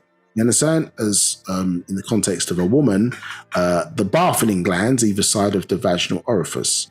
So in those original beings, or us as original, which we get into hopefully a bit later, remember we started off as hermaphrodites and then separated out into unisex, in the sense, or single sexular, male and female. That's how that separation has now manifested itself. You understand? So now it's a lot more difficult because it was now individually, it was in one person or one being called a hermaphrodite or hermaphrodite. You understand? And now it's separated itself out now into obviously individuals who are then scattered. You understand? So now they have to find each other. And nature, if we're working with this system, which is going to describe, they sort of will bring its nature will through law of attraction bring soulmates together. You understand? To become one again. That's why it said two ka'as or ka'atwi, personalities separated into the two. You understand? Delivery device. You understand? Receiving growth device, and bring them together to become one being. The issue is that we, as in self, you understand, the nefas aspect, personality, may interfere with that process because of programming, not raised in the right environments, so on and so forth. So we're picking through the law of lust, you understand, you know, saying if we haven't chosen our mate because they were a soulmate, we're picking for other reasons. You understand? They look good, whatever. Boom, they got a nice bank account, whatever the case may be. And so that may not be a soulmate relationship. You've still got attraction, still got things which are working. So now society, ourselves, decision making have got in the way of the natural process. Now, does it mean that you can't produce a child? No. You understand? It's just produced that it's still producing children, but we're not working at the optimum level. Remember, this is describing what? The perfect union. You understand? So obviously you can have imperfection, you understand, within a union. Yeah? Obviously what the definition of perfection is that clearly nature's trying to do its thing, and then we, you know, not through any fault of our own, obviously, before we maybe encountered what we understand now in Wu-Sabat, but you understand that you have to, the environment has to be right, you have to be right and have some knowledge and understanding. The opposite person or soulmate has to be right and have some knowledge and understanding. If not, it's going to be a lot more random.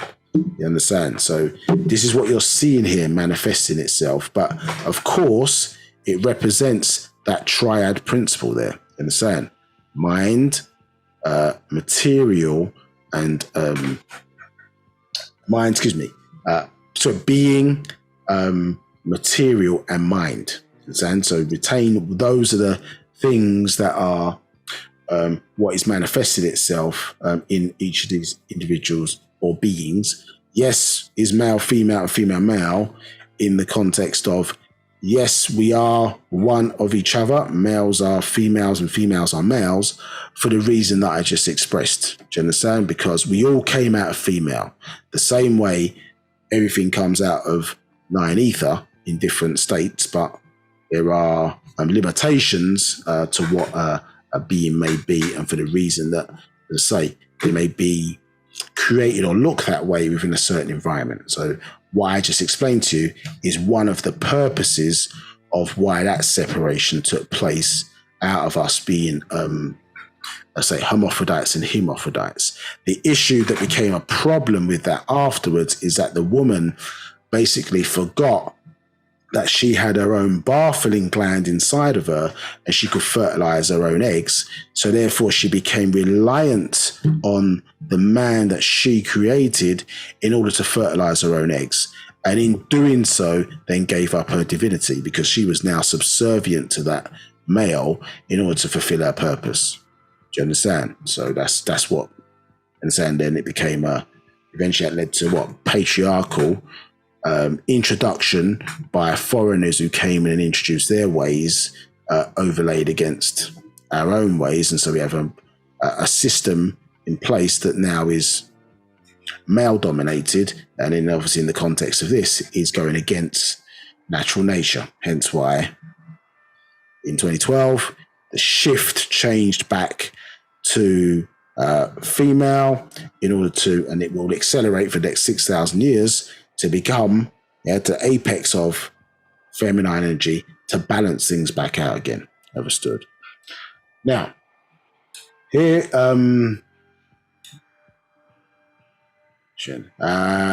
question here. How can one leave existence? Well, you can't, because existence is all. You understand? So where would we place you? You understand? So, Julie, if that's your question, no, you can't leave. There's no outside of existence. We can only look.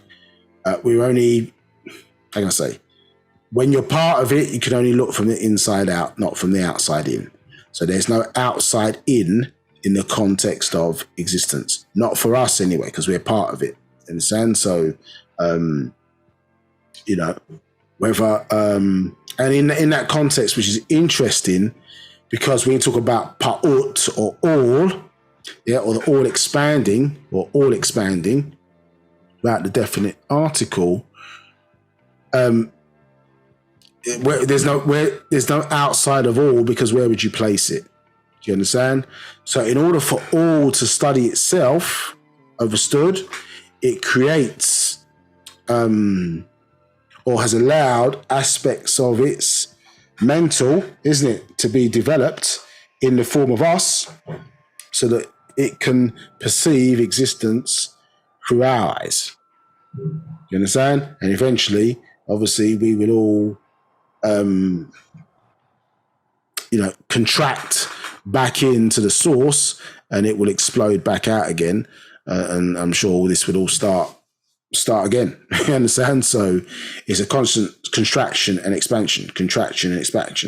So through your eyes, you understand, yeah? Your existence, what you are experiencing, you contribute back to the mind of all, and therefore make all that much greater. Understand? So there is no outside of existence. We are part of it, as we express in Partak Yud at the start of every class. Okay, now, where was we now? So, 36, verse 36, it says, the true unison of triad of taba'ah, nature at work, the soulmate. 37, when a male and female become mated, that is soul mating. 38, when a male and a female become consorts for physical or other reasons, they are a couple, not soulmates. 39, so the offspring, if any, will depart from the union, or they will break away from one another. 40, when a male and a female become mates, they become one jasad flesh, and exchange bodily fluids to become one jasad flesh, and exchange mental emotion to become 60 ka'a'u spirits from inside relatives. Okay, we'll go on to explain that with diagrams in a sec. 41. The principles of being one, Nawep Mukwan, supreme being, binded by the rules of natural nature and work to improve on the rules of love, loyalty, devotion, trust, caring, affection, and protection.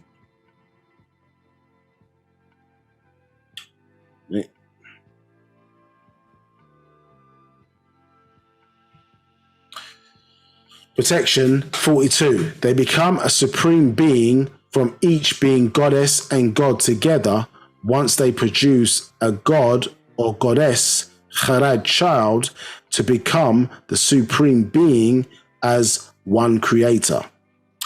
43. They created an extension of Nefas self, and 44. An infinite act becomes a finite action. 45. Being male in person of existence, part of the new triad, and material female of existence, part of the new triad. 46. Part Akal Kharad, mind child, the third person of existence, part of the new child triad, able to procreate. So, as we expressed previously, remember we explained to you the fact that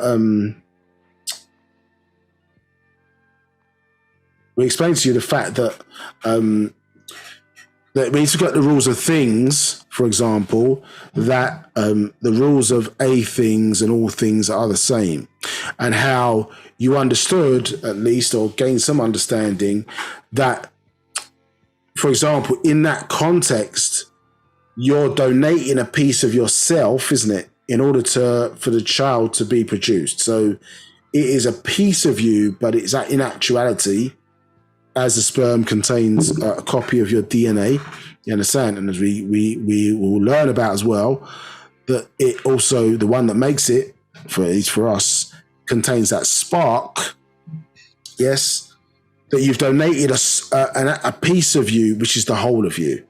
Same way for the woman who produces the egg, you understand? And the coming together of those things with obviously the right timing is able then to produce new life.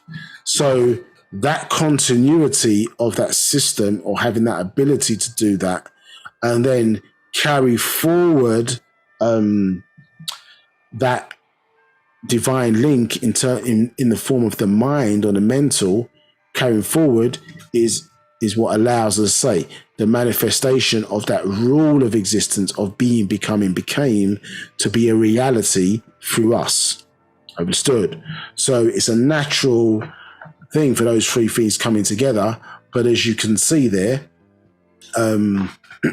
excuse me, as you can see in the context, the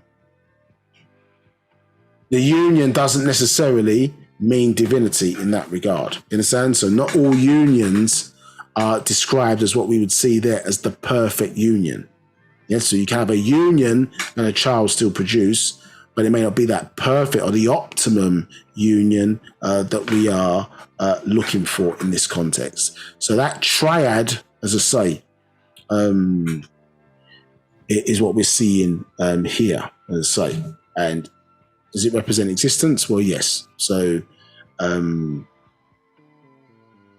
going to see here in this context that all of those three things here that make up existence are represented here in this context. Yeah, so that triad principle is what we're seeing in that regard. Yeah, we'll come and talk about the 60 personalities in a bit. I'm going to separate that out from what we're talking about here. Yeah. But you're seeing here that ultimately this is what is required to produce a supreme being. And so this is what we're describing here, us coming together as one, yeah, or the three parts to produce the child, or the mind child, you understand? Which is, as I say, carrying that link through to as the mind projecting itself down through this form of growth and development, understand, in that regard. Let's check if there's any questions.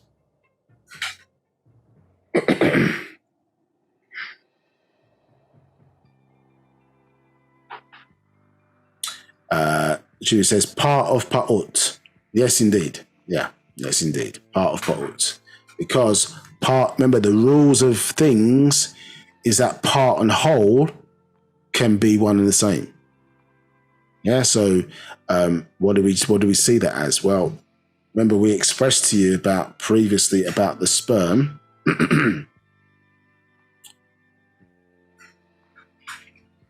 Yeah, so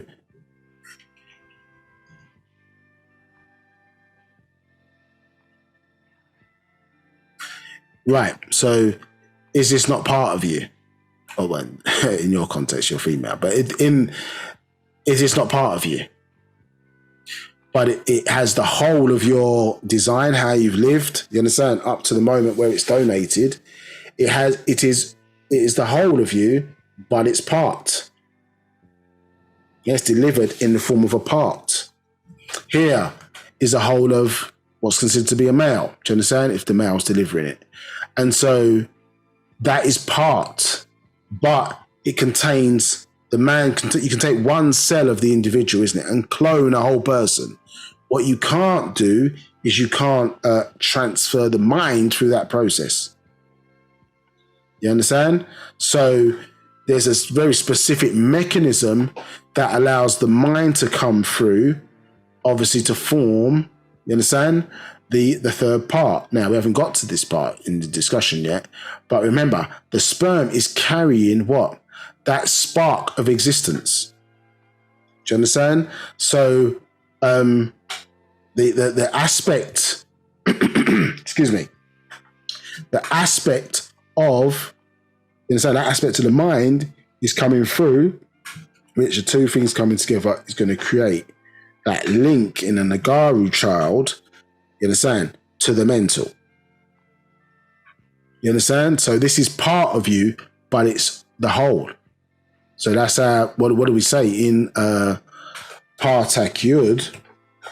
Yes, so we go back to that. Yeah. And so you can see it's not just a thing of, it means a lot more in a different context than we're saying, isn't it? It's got a double, it's got multiple meanings almost in that context, because it's talking about us as a group of people.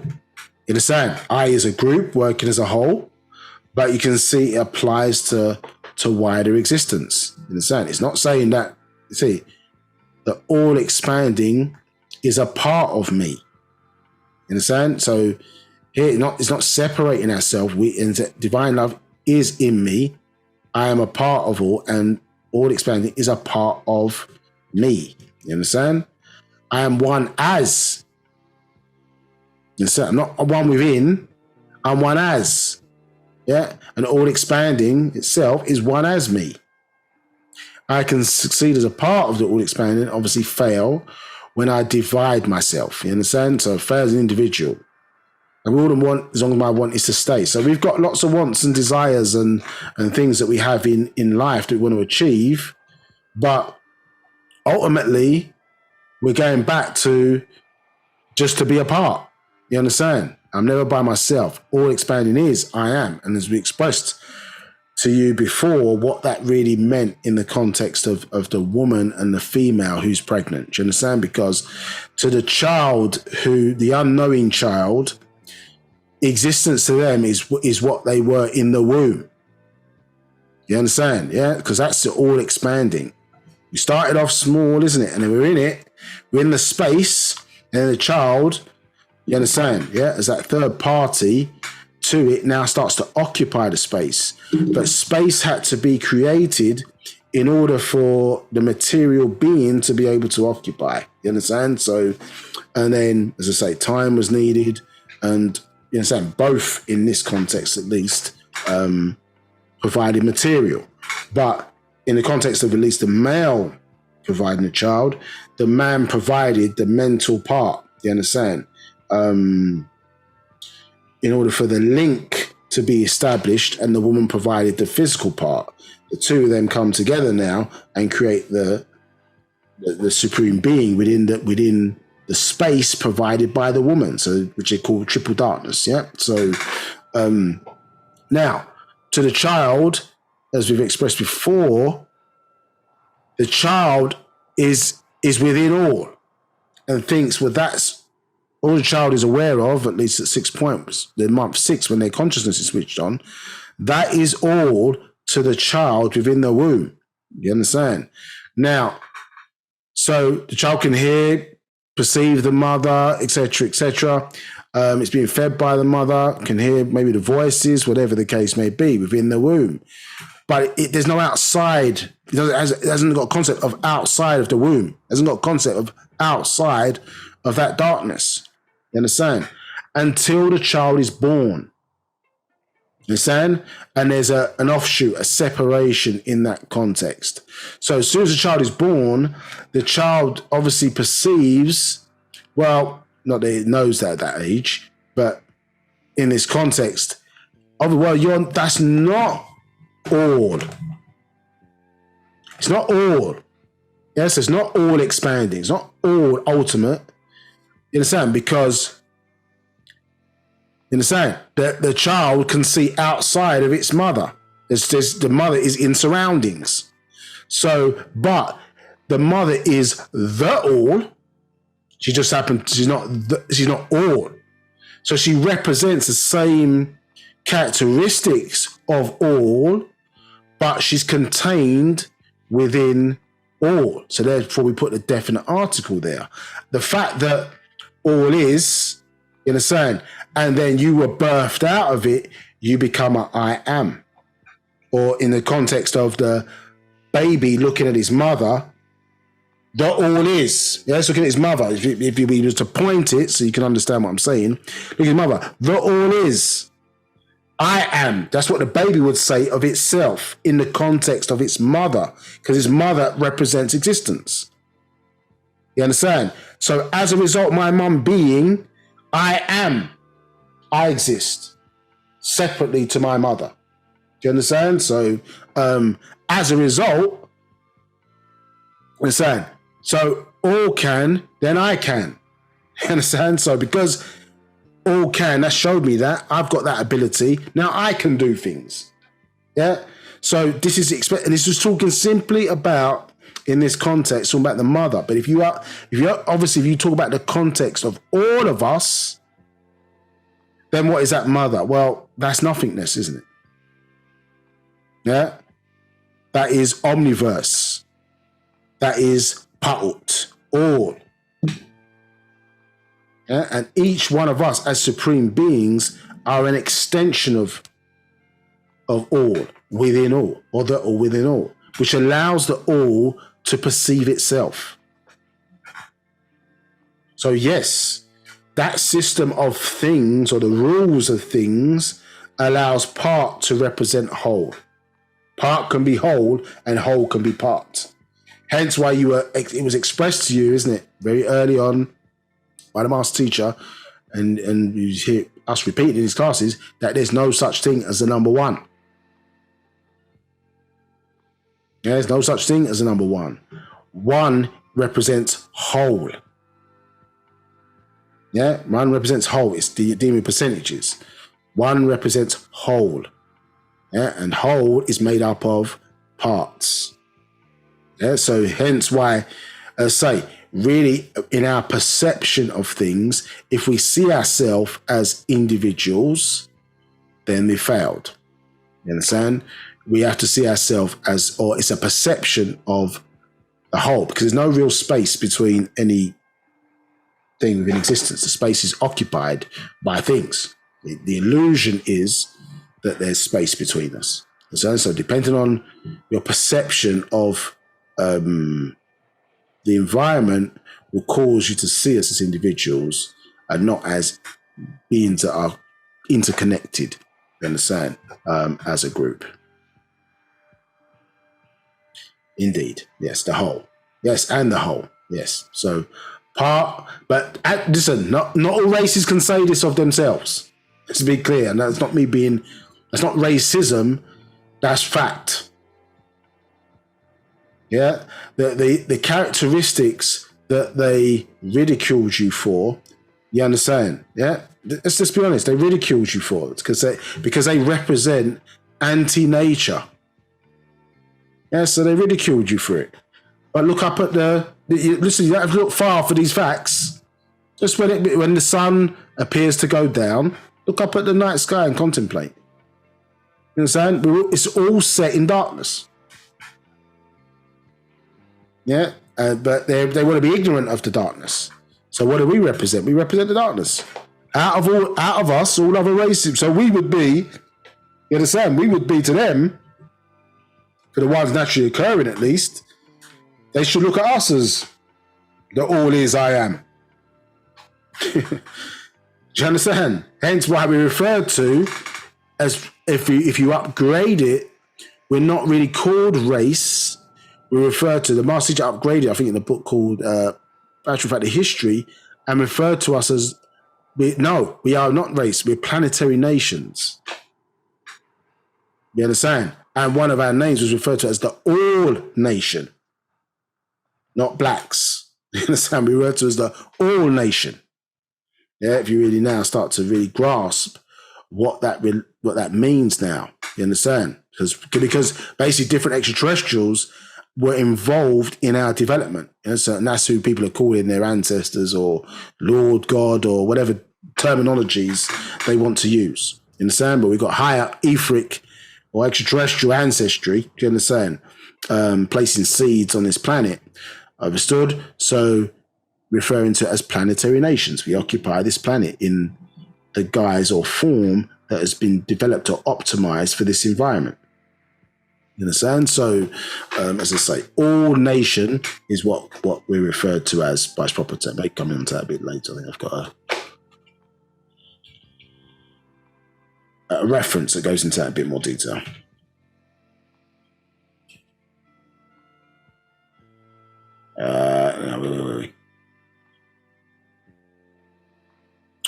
Okay, so 42. So they become a supreme being from each being, God, goddess, together once they produce a god or goddess, Kharad child, to become the supreme being as one creator. You understand? So that is us. We are them, because why is that supreme being, that one creator? Because as we expressed last week, remember, it's all about you to you. You understand? Through your perception, you understand? Things only came into existence when you became you. Yeah, by way of your perception. That's when your reality started, at least to you. So when reality started, it's when reality started for you. And when things come into existence in your world, that is when they exist. Or your universe, that is when they exist to you. Not to all, but to you. So you are that supreme being. You understand? What's happened is that they said, and we expressed it before, they said, well, he, God, is alone. In most of the religions, so most of monotheist religions, they have the same term, you understand? Of he, God, is alone and has no partners. But the fact that you're there to mention the statement, he, God, is alone and has no partners, do you understand? Or he, Allah, is alone, he has no partners. Do not worship any, you understand, deity above him. The fact that you're there to make the statement, you create the duality. Unless you are that supreme being spoken about. And you defeat the duality when they say God is alone. By the fact that you are there rehearsing the statement, saying it. You understand? This is what the Master is expressing to us. Yeah, you create the contradiction. Unless you are that deity. Do you understand? So this is how we become. This is why we are that supreme beings, having that link. This is what I'm trying to really keep repeating it. You understand? Yeah. And the fact that you have a soul, which is what represents that link. Not all races have the link, so they hate you for it. It's devalued because, as I say, if you die in a state where of ignorance and its lack of awareness, and saying calling upon deities that are not yours, you leave yourself open to find yourself past death as the energy which makes you up, say, being there at lower levels, being attracted to lower levels because you died in stress, or you died in, you understand, not knowing, you understand, or you died thinking, yeah, Jesus was the guy, you understand? Well, Jesus is not that the being is real, but he represents a portal to forces that are not your own ancestry. Do you understand? It's a trick and game that's played to exploit, you understand, your energy and utilize it to empower the dead or dead forces. You understand? You don't realize, as I say, that the whole society, the Western society at least, and how it's obviously affected everywhere else on the planet, infected, in a saying, everywhere else on the planet, is set up to exploit, in a sense, the living for the benefit of the dead. And in the degree of Christism, it's page 400 and around page 400 something, 425, something like that. You understand? It talks about the science of religion. You understand? The science of religion is the interference of the dead into the lives of the living. Yeah, and the dead must subsist off of the living in order to survive. You understand? So that's their 6 ether on into ghostational ether way of existing. What you're reading about here is the way 9 ether exists within us. Yeah, as supreme beings. You understand? That's a different journey to others. Others can have unions. It's not a soulmate union for them. You understand? In that context, or for us, I should say. They have a different thing for them and their ancestors, but not every being on the planet has soul. You have to understand this. Yeah, they don't. A lot of what you see there in terms of emotions is imitation.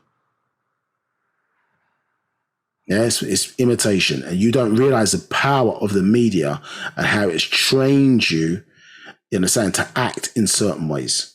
and how to respond to certain frequencies and what happiness is, what sadness is, when you should be emotional in, I know you hear certain music playing in a movie, that's the emotional sound. You hear another part of the thing, that's you're supposed to be hyped up and angry. You understand? Is that how it is? Or is that how you were programmed to respond to those sounds?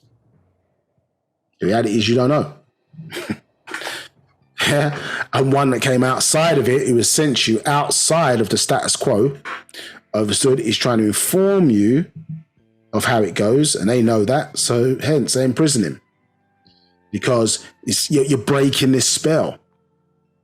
Yeah, when we start to get into this gene discussion, the reason why we're taking time and slowing it up, because when we have the proper gene discussion, we're having it now anyway, we're having the proper gene discussion about how certain things go, you need mature people in the room. Yeah, because you start having conversations about, I mean, there's some controversy, well, I say controversy, there's something going on, I think, on the, on social media or whatever, about some woman's preference or whatever. Now,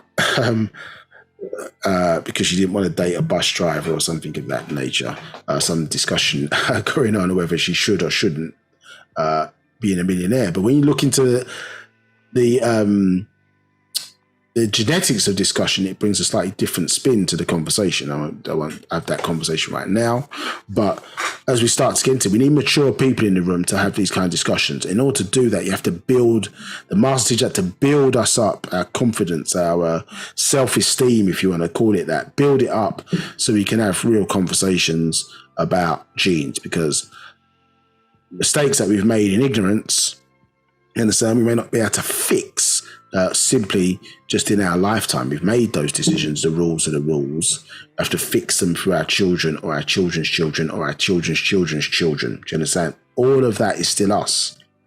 Do you understand? And so this is where the selflessness of service really comes in, where you're setting it up for the next people to succeed, which is what parents do or may perceive their role to be, isn't it?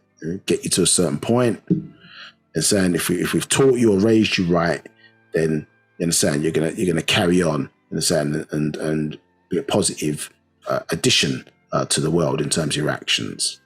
Now, third person of existence, part of the new triad, able to procreate. 47. Taba'ah, nature embraces itself. Soulmate.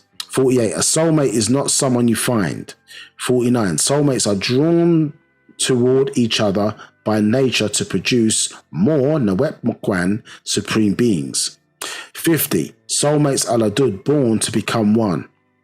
51. That is the natural rules of nature at work. 52. In Tayah, life, and in Tamwat, death, they will always be together. 53. Taba'ah, nature enables both spouses to experience the creations and manifestations of all the other opposites you have come across to know this is your soulmate, not just a consort or sexual partner. 54. And with the female, she must make the right choice for the first time, for as Mother Nature or matter, once mixed, she's never the same. 55. Once mixed her bodily fluids with a Sayyeh man, after her khatat body has reached childbearing. 56. So that's when you have your first period. Yeah. So 56. It attracts that man's being to become part of her khatat body. 57. So she must make the right choice before she uses their material body to breed a natat seed or natatat seeds with the Sayyeh man or male, not her soulmate. 58. Mixing with opposites or other Salalu races will destroy her Kahani divinity. 59. Mixing with a Sayyeh man or male who is not her soulmate makes the Khahat body ill, open to all kinds of diseases and mental dramas, even mood swings and insanity. 60. Most will not even know the reason why their lives have or is failing, why their physical body is failing them. 61. Why they can't control their body weight up or down. 62. It was from mixing with incompatible Sayeyu men. 63. This affects them in all ways in their very nature and experiences and activities throughout finite nature, day to day living and progress. 64. Now, with a soulmate in the germinating process, the Kharaj child will look like both of you equally, not you and him, yet a perfect mixture means,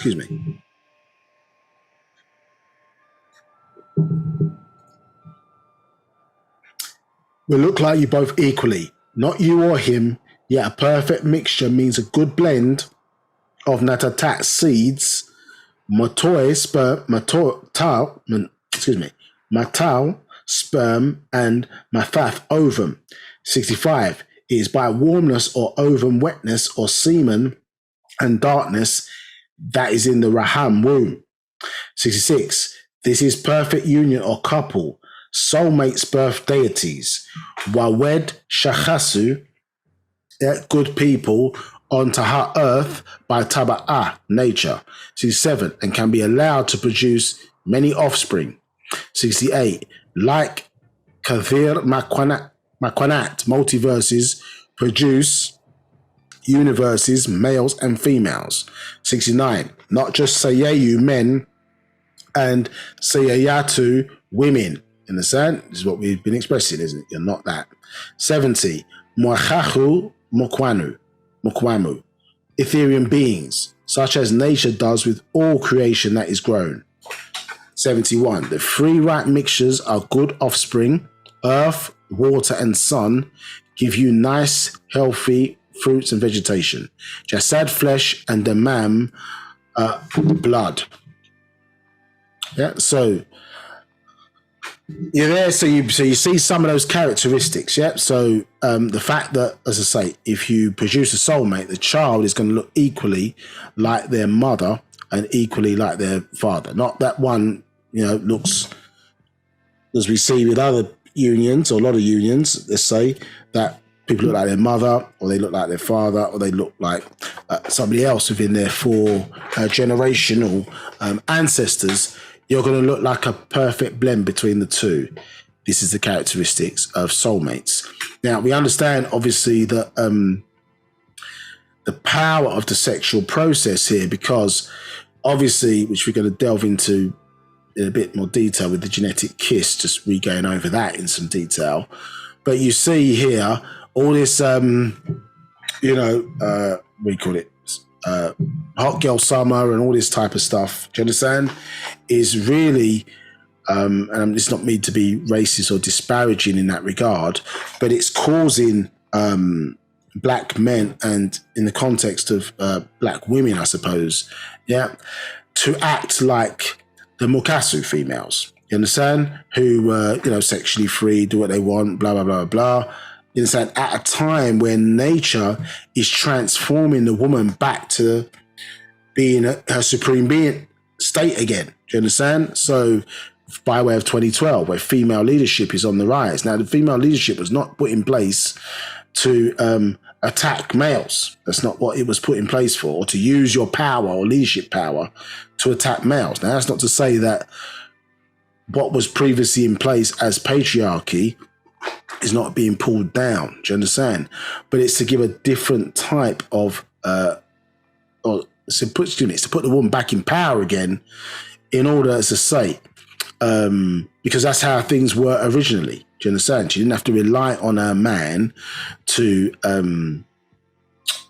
produce children and to provide the wealth of this world. So obviously, as we learned about in Lotus of Life, you understand, in that scroll, that the computer was placed inside the homes because that's where women were trapped with the creation of the internet. You understand? Your ancestors allowed the Mukasu to develop this technology, which allowed women to make money from home and become wealthy and millionaires and create that, destroy the dependence on males in that regard. You understand? But the society, remember, there's a 6 way of doing things and the kind of 9 way.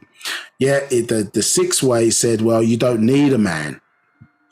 You understand? And set up the system in a way where if the man lived with you, if he wasn't financially independent, then we stopped that, isn't it? We broke up the family situation. So they're happy to destroy us or create rules in the society that destroys us, you understand?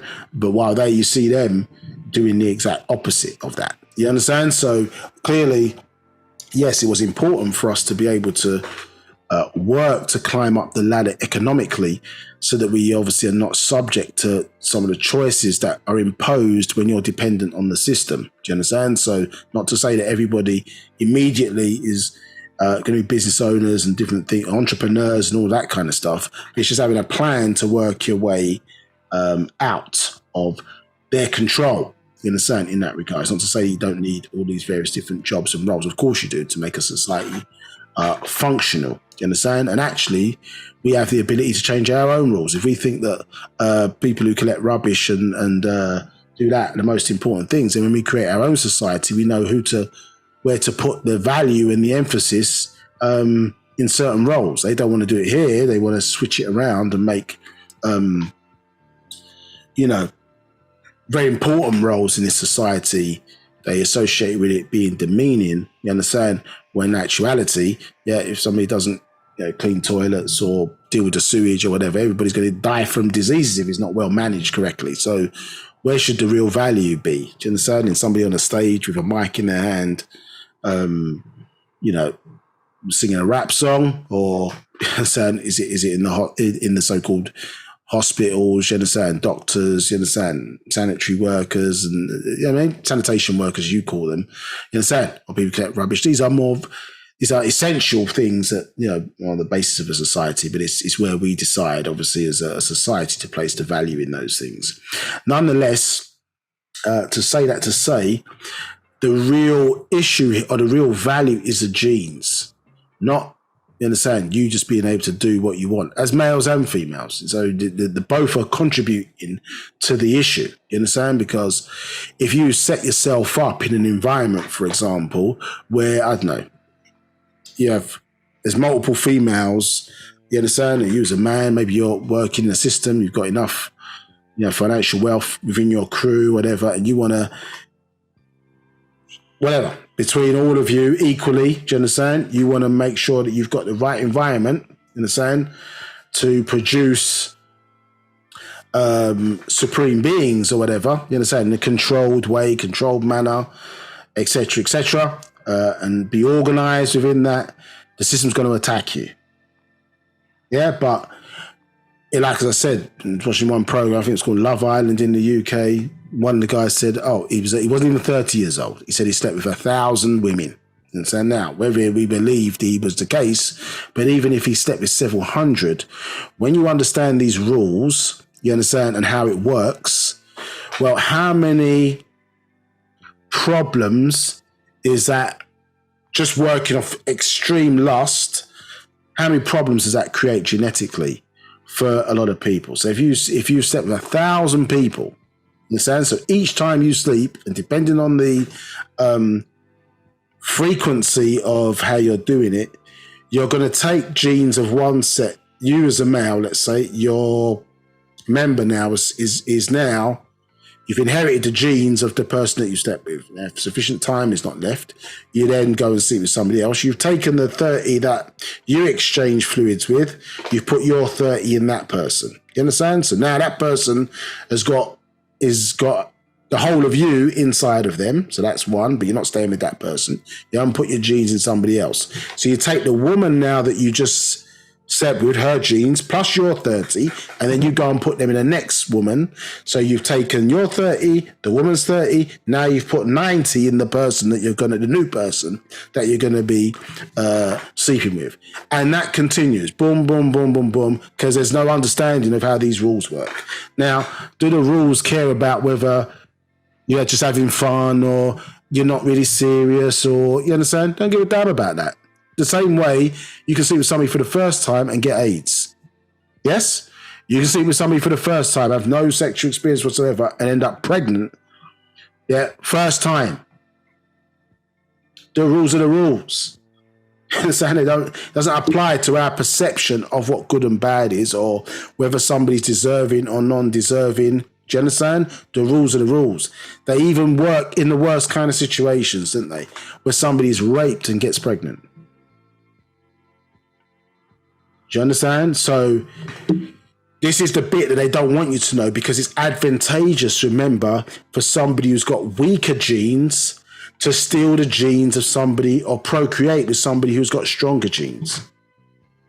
Do you understand? Which is, as we said last week, their lord gods or their extraterrestrial ancestors or overlords made it so their woman would be desirable, or, you understand, would seek out other races to strengthen their genetics or genes. You understand? So not everybody has the same purpose, not everybody has the same nature. You understand? And what happens in the media is things get pushed to extremes.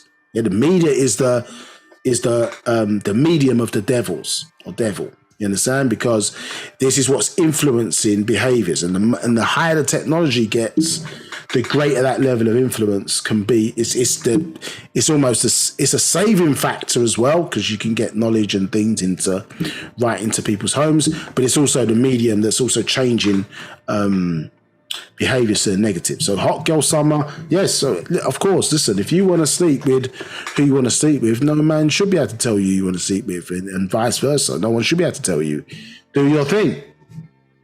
But there's consequences to every action, isn't there? You understand? So, and as I say, just because the society in inverted commas doesn't judge you, or, you understand, say that you can do it, doesn't mean those consequences disappear. You understand? So you can see a lot of the rules, maybe it went to an extreme, yeah, in religion and patriarchy. It went to an extreme because there was a lack of understanding of why those laws were in place, or why this thing. And it actually, from a biblical context, when you understand it, those rules had nothing to do with protecting the chastity of women or anything of that nature. Yeah, the God had their own agenda of what they were trying to achieve. You understand? And that's food for the gods. Yeah, that was their agenda. Yeah, this is why, in the context of, you know, you see certain people getting killed immediately for doing certain behavior, and then others seemingly doing other wickedness and were allowed to get away with it. You understand? Almost in a certain way. So there wasn't consistency in how the rules were being applied. A man, for example, let his semen splash on the floor in one instance in the Bible and killed instantly. Do you understand? But then Cain kills his brother, and what? No killing instantly? Seems to be, they send him to go and live in some other environment. So there's no consistency. You understand? They say thou shalt not kill in one place, then the Israelites go out killing people. So depending on who it is, it's political. Yeah, God is political in the Bible. It's playing politics. It has limitations. You understand? Working strategy and so on and so forth. That's which in actuality, it seems like, yeah, it's exactly how the world works today, isn't it? You understand? But you just don't call them gods.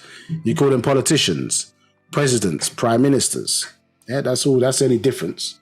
Yeah, politicians are the new deities today, yeah, in modern society. So they allow things, particularly in the West, to allow this mashing up of the genes, so that what? You can't get soulmates, and therefore you can't get supreme beings being born. Yeah, does he care? No, he doesn't have a soul. So in doing what you want to do, in stepping away from, well, I don't want to be under no rules again. You understand? Which is it. I'm not under my parents. I can do what I want. Yes, exactly. So therefore, you understand, we're subject to the consequences rules, because he doesn't teach you the context. Yeah, it's only when our teachers come along, these master teachers in various guys, or a master teacher now at the very end of things comes along and gives you everything now, all in. Yeah, and some of the things, I don't know if I want to do that. You want to pick and choose which ones that we want to absorb, but because the decisions we made, you can't fix all of this in one lifetime. If it's males and females, can't fix all this in one lifetime. It's going to take time, but at least start at a certain point, and then we can progress. Yeah, they've got plans that extend. Yeah, you think the Illuminati, Adam Wise Up, and them, when they started the Illuminati in the 18th century, you understand, had their plans. You think it was going to all be completed in one lifetime? No. Several generations, the plan was to be executed. So people who have been around for trillions, billions, into millions of years, you understand, we're too focused on us, our lifetime. You understand? Level of selfishness, our lifetime, can I make it? Da, da, da, da. I'm not saying to say you shouldn't have will and desire to make that ascension step, you understand, and want to make it. Of course, put the efforts in. Some decisions we've made, it's the next generation that's going to really benefit from it. You understand? We just need to fix up and put certain things in place. The next generation is going to benefit from it, not you directly in all instances, because we indulged in what? Recreation. You understand? Yeah?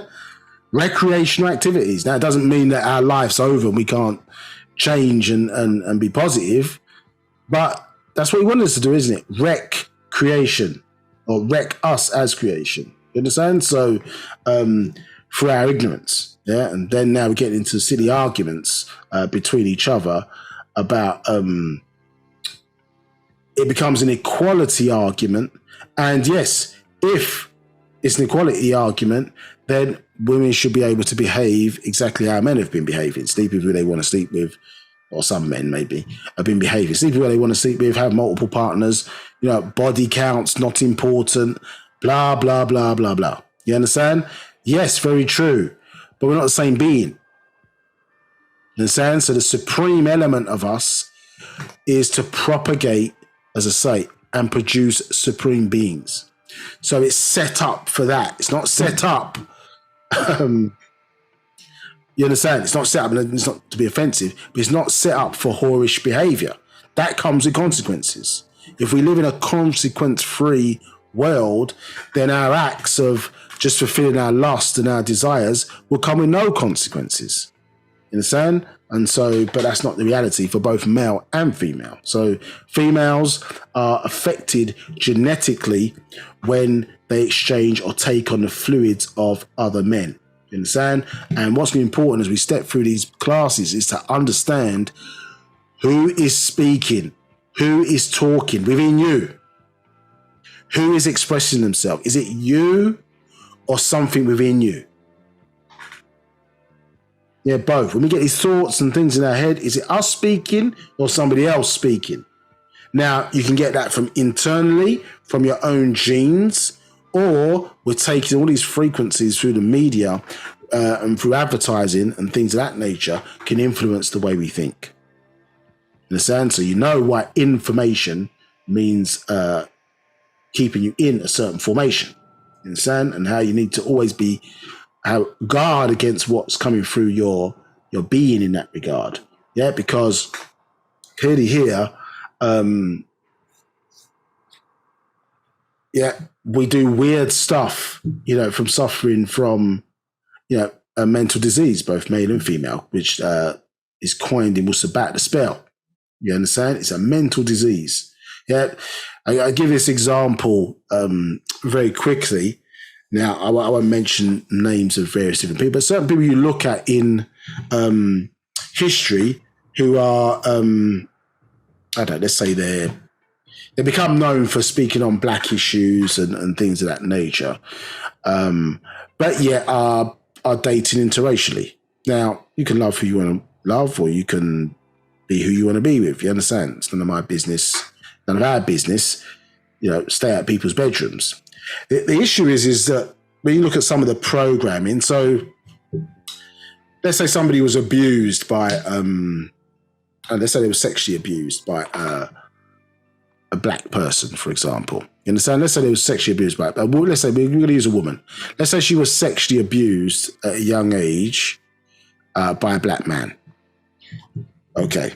Yeah, horrific. You understand? It's going to affect the way our decisions go forward. Now, that person, let's say it's a black woman, she's sexually abused by a black man.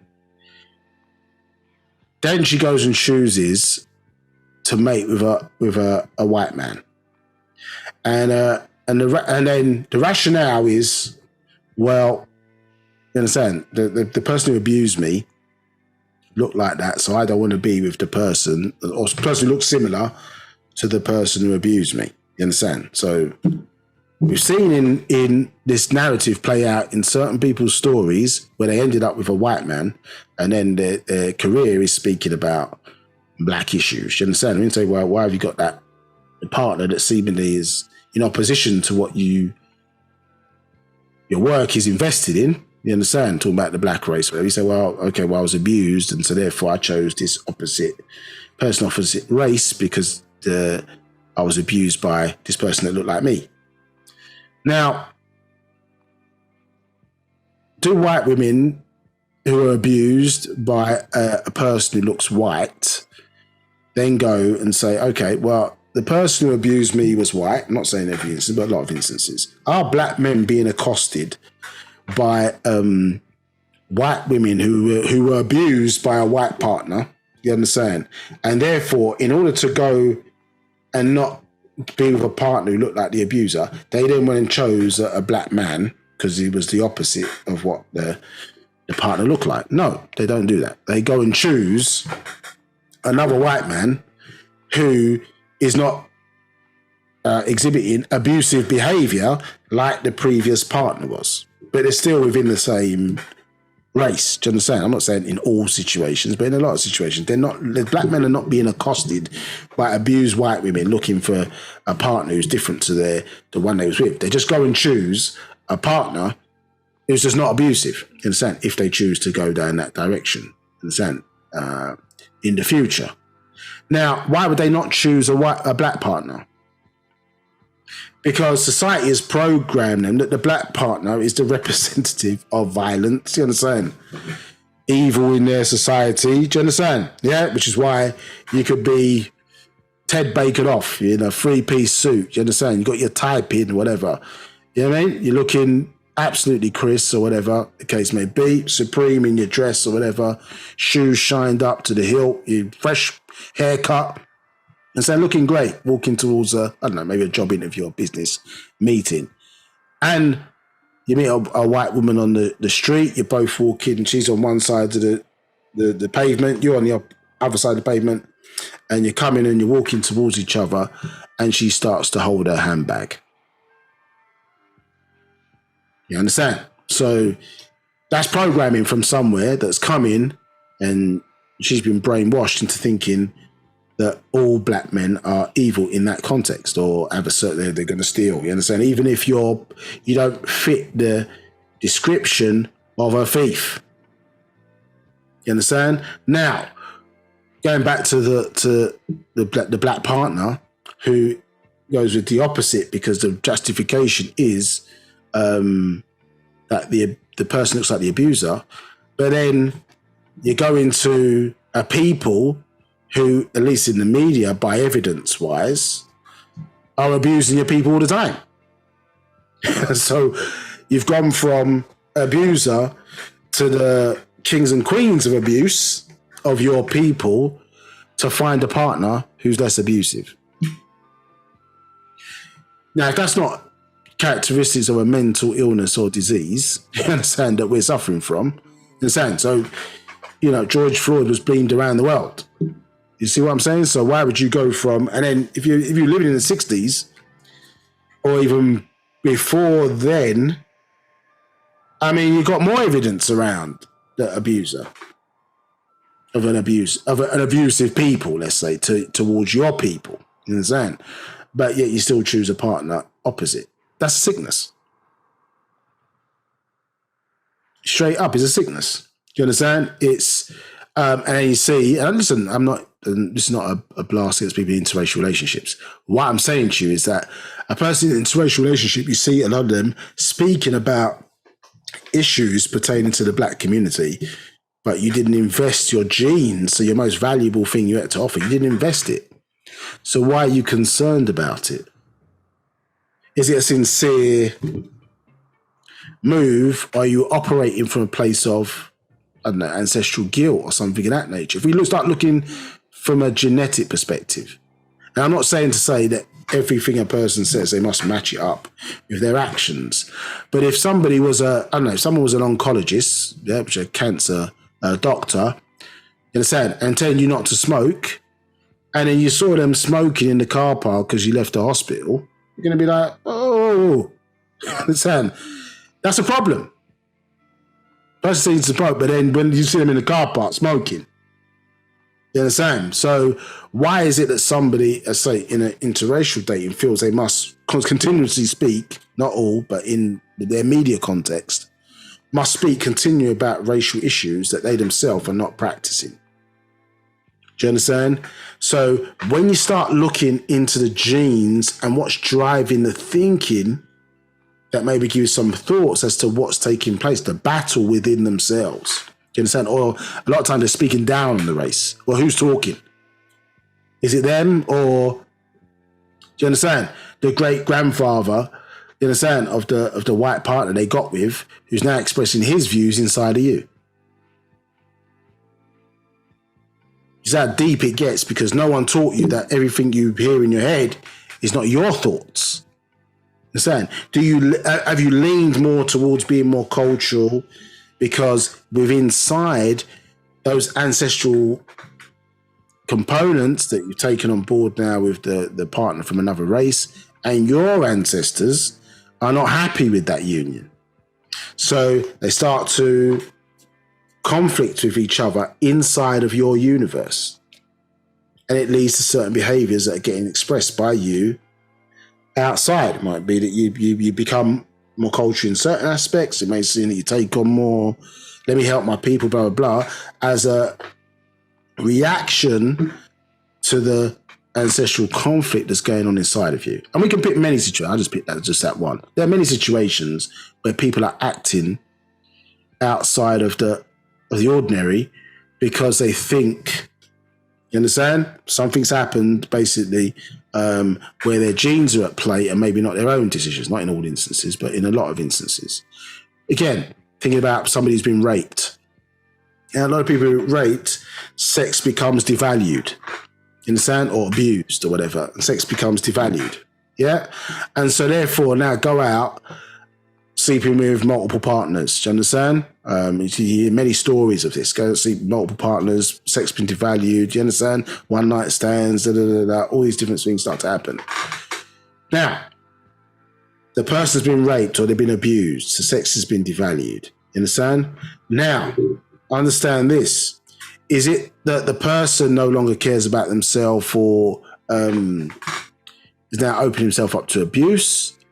Or is it that the same perverted behavior where the person, let's say, was raped, because that person's now genes are inside of them, and where the devaluing happens, you understand, where they're not necessarily in control, the perversion of the rapist genes inside of them is expressing itself now.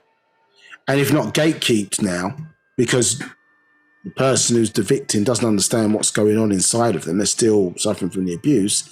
Now that the perverted genes inside them now, from the rapist, is getting free reign now for them to express themselves.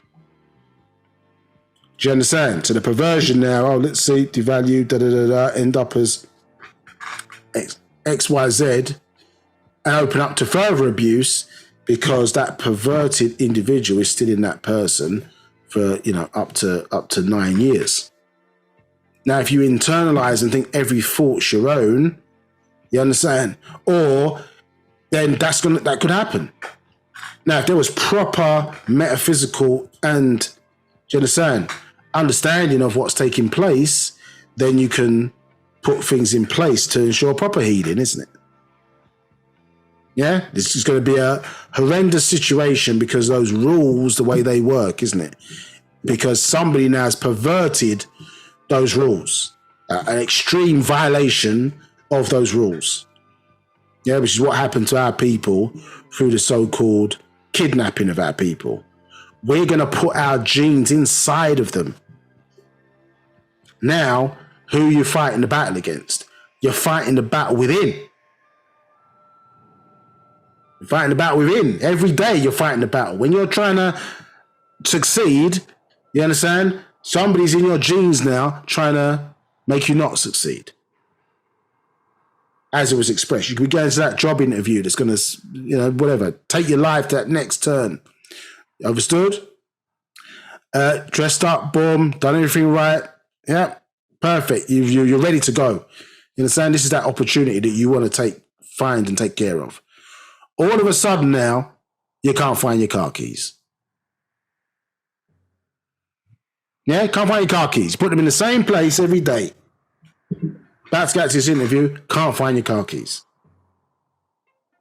Yeah, forces within, messing with memory. You understand? Make you act strange when opportunities that present themselves to you, now all of a sudden you're self-sabotaging. You understand?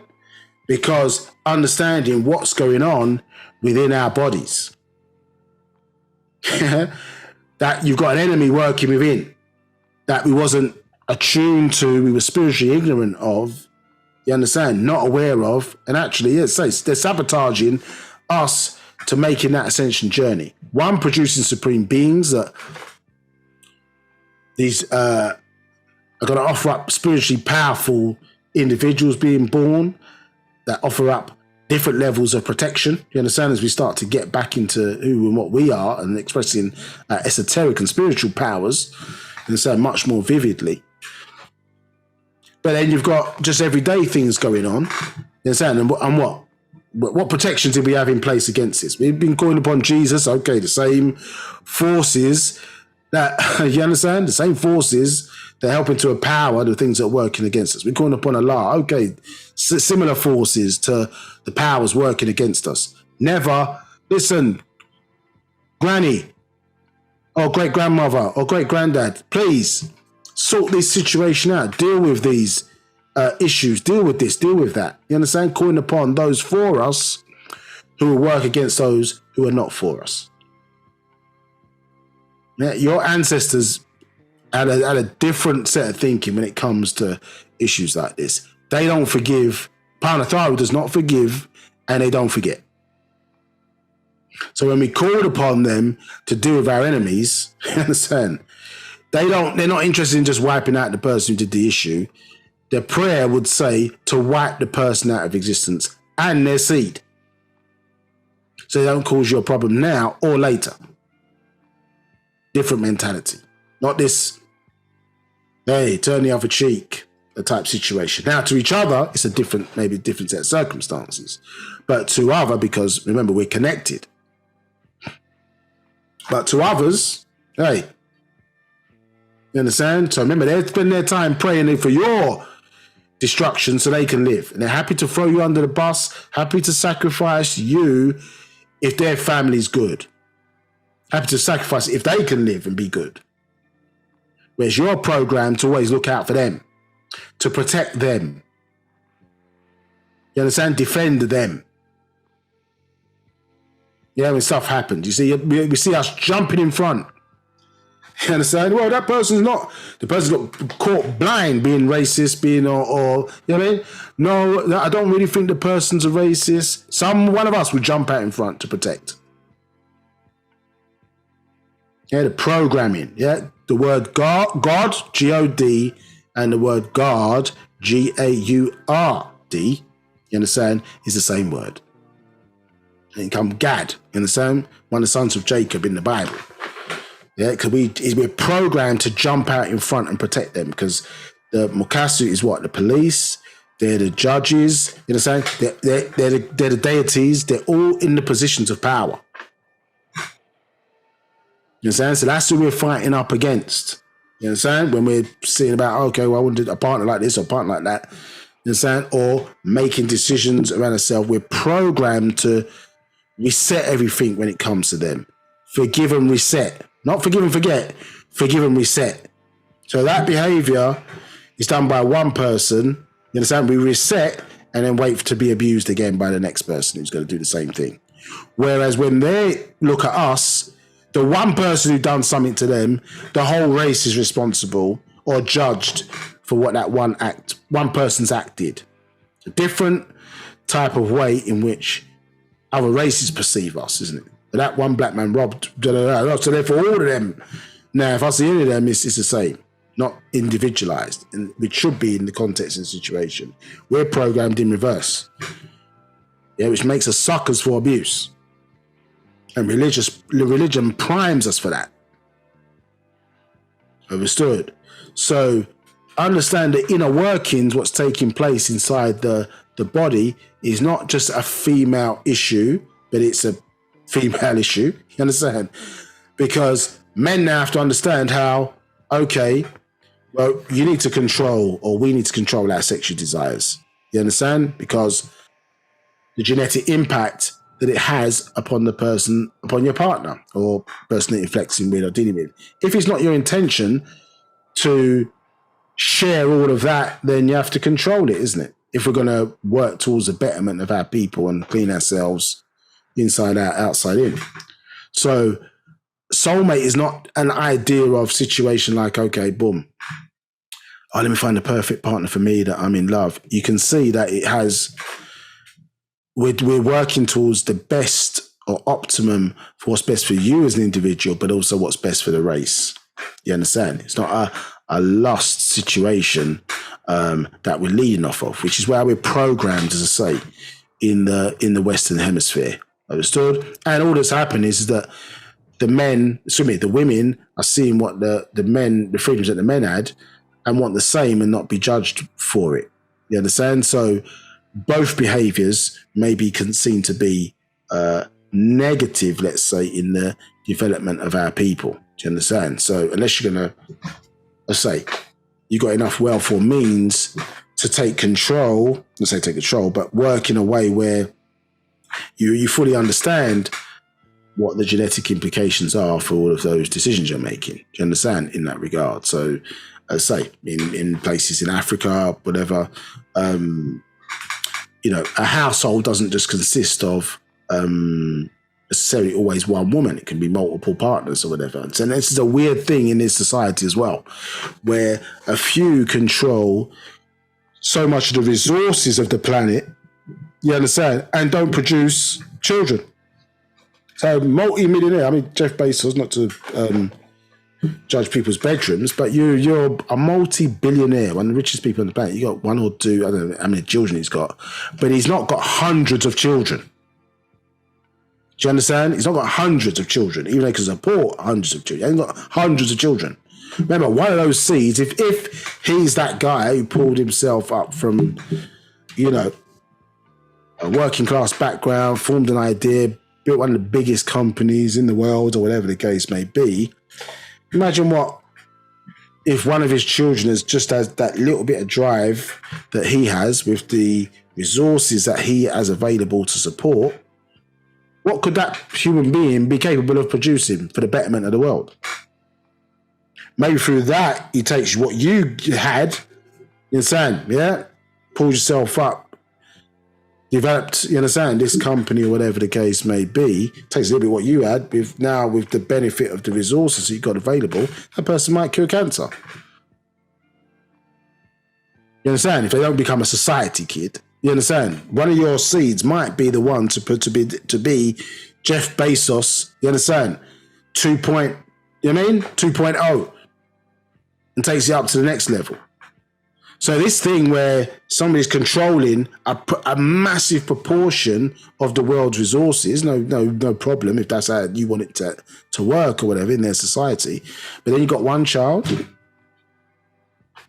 So in times you see where the pharaoh was the guy, you understand, in their instances, obviously they had multiple children. You understand? Multiple mates, but obviously kept it within a very small circle, or where they mixed in with family. You understand? Certain genes allow eugenics to take place. Other races on the planet, eugenics doesn't work for them. It creates defects. You understand? So when our genes were absolutely in their purest state, remember, if you're the first people on the planet, that sounds, it sounds disgusting in today's times. You understand? You're only marrying your sister or you understand? Your brother or your first cousin or whatever the case may be, because that's in the tribal context. That's only who you can marry if you're the first people around. So that level of working works for our and kept our genes purer than pure. You understand what I'm saying? They kept it purer than pure. But today when the genes are weaker, other races got defects in them. You could not do that. You create defects. You see in certainly the British royal family, you understand, see multiple defects of issues where they're trying to copy what they saw the gods on earth doing, or us as supreme beings on earth, how we were living in our environments when there was no outside influences. You understand? No negative genes, no opposing genes in that regard. You see what I'm saying? So, say, even now, how difficult is it to track all of that?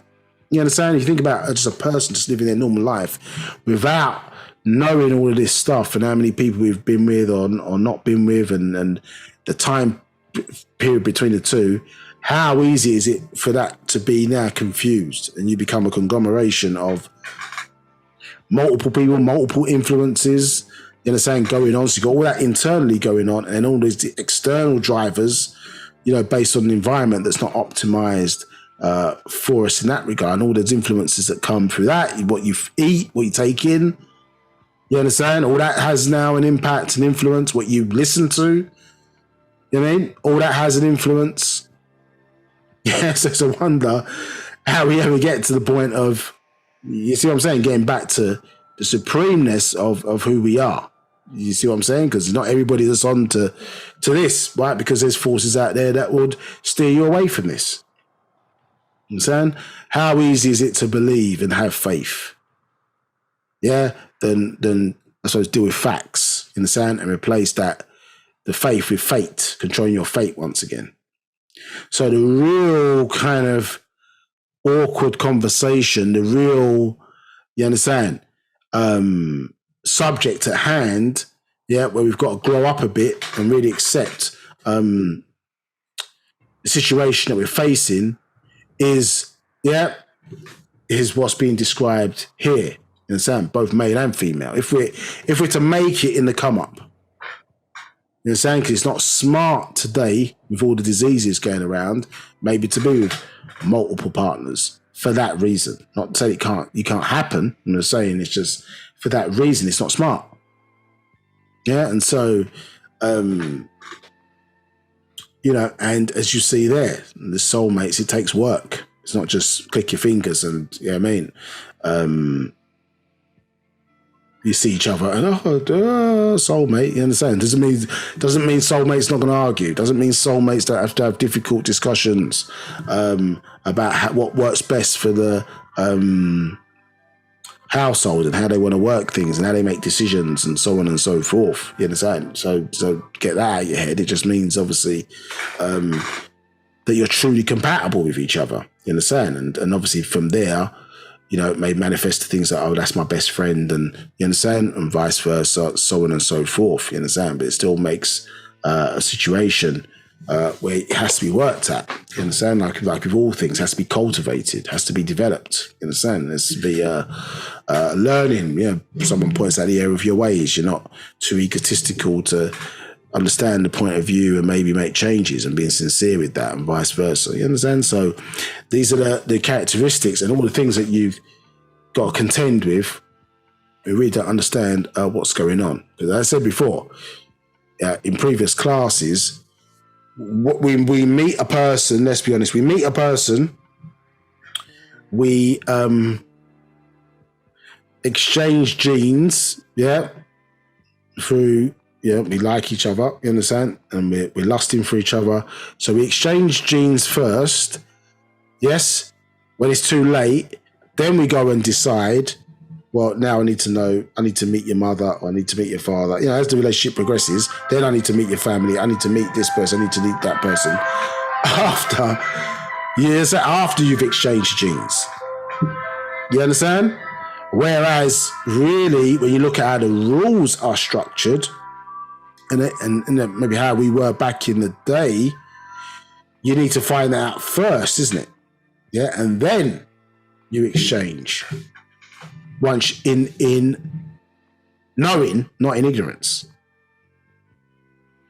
Do you understand? You think about the way we do things. Now, if you was a computer game and you were operating with a certain amount of lives, and you keep a track, know what I'm saying? Or you had some, device on your arm that tracked your soul being, connection being depleted, you probably think a bit differently. You understand? Depending on what partner you chose, or you wouldn't be wasting those lives. You know what I mean? If you had a bit clearer thinking about your decision making in your partners, you understand? Now people are redefining even what relationships are now. You understand? Oh, we're dating.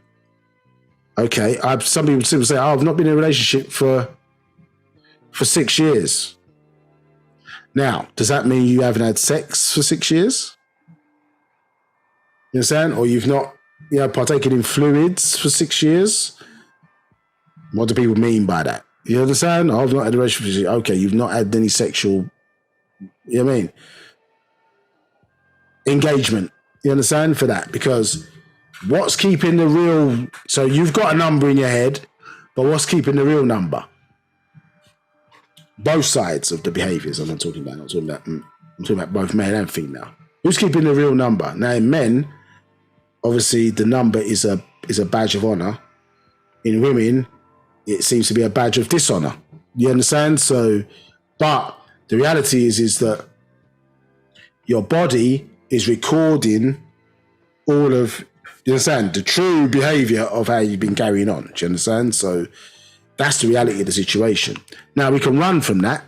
You know what I mean? The truth that's being expressed for us, or you understand, we can think about making changes and think carefully about who we're bringing and inviting in and around our bodies, both male and female. As I said, maybe this is a test.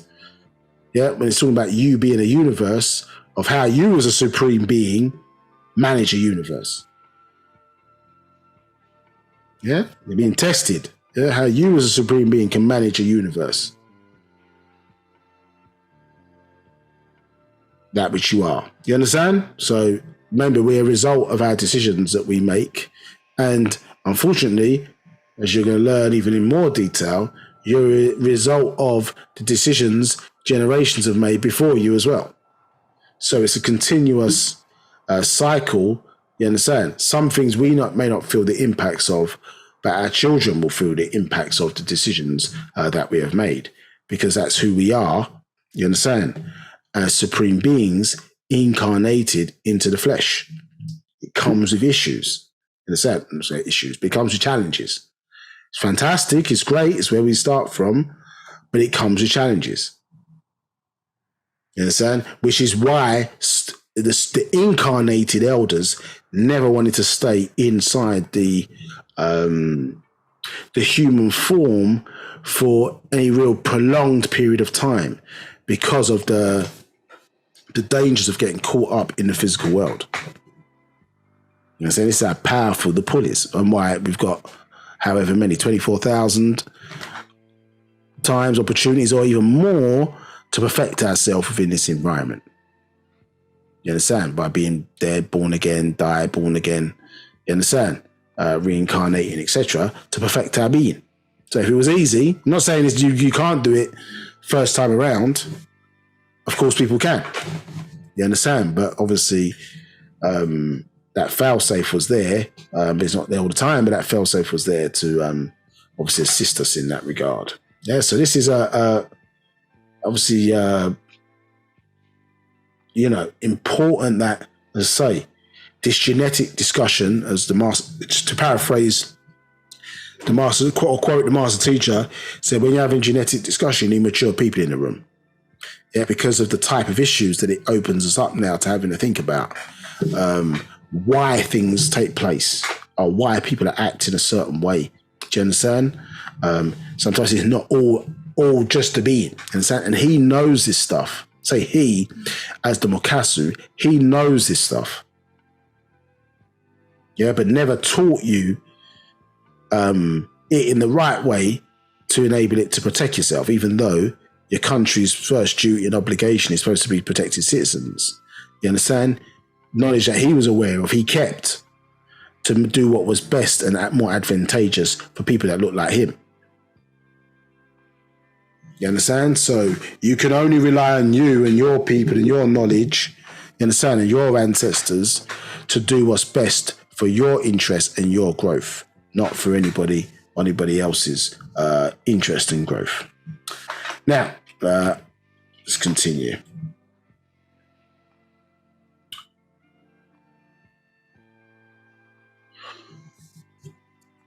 So, 71. So, the three right mixtures are good offspring, earth, water, and sun give you nice, healthy fruits and vegetation. Jasad, flesh, and Damam, blood. 72. It's material matter and its liquids or juices, and its seeds breed new seeds, and so on. 73. Thus, never eat fawak fruit without natural seeds. Musbatu. Yeah, Sabians. Only karad. Yeah, eat natural produce of nature, not man's kind of genetics alterations. 74. No neuter gender of grafted unnatural things. 75. Or natural female or male factors in nature. 76. You have to be supreme beings, the Negroid race. Pawa Hansalau, the first race. Murdad Tatu and Murdadu, mothers and fathers of lesser races. The preservers, the keepers and sustainers of pure, healthy life. So you see the standards that we were talking about earlier that we're supposed to represent and maintain for the setting the standard for all others. 77. It all originated with you, and continuity should be with you. 78. Soulmates are lovingly united in unison. 79. The perfect pain eternally embraced. 80. In natural science or Natatat, seeds are the smallest particles of material matter that exists and shall be weighted or categorized as material, physical, a sum or somethingness. 81. And its movement is done by Nashat, energy or energy in motion. Emotion, movement in time and space or being. Yeah, so we're going back over now all the things that we were talking about. Yep. 83. Energy as being, energy as material, material as energy, active, action, love, attraction. 83.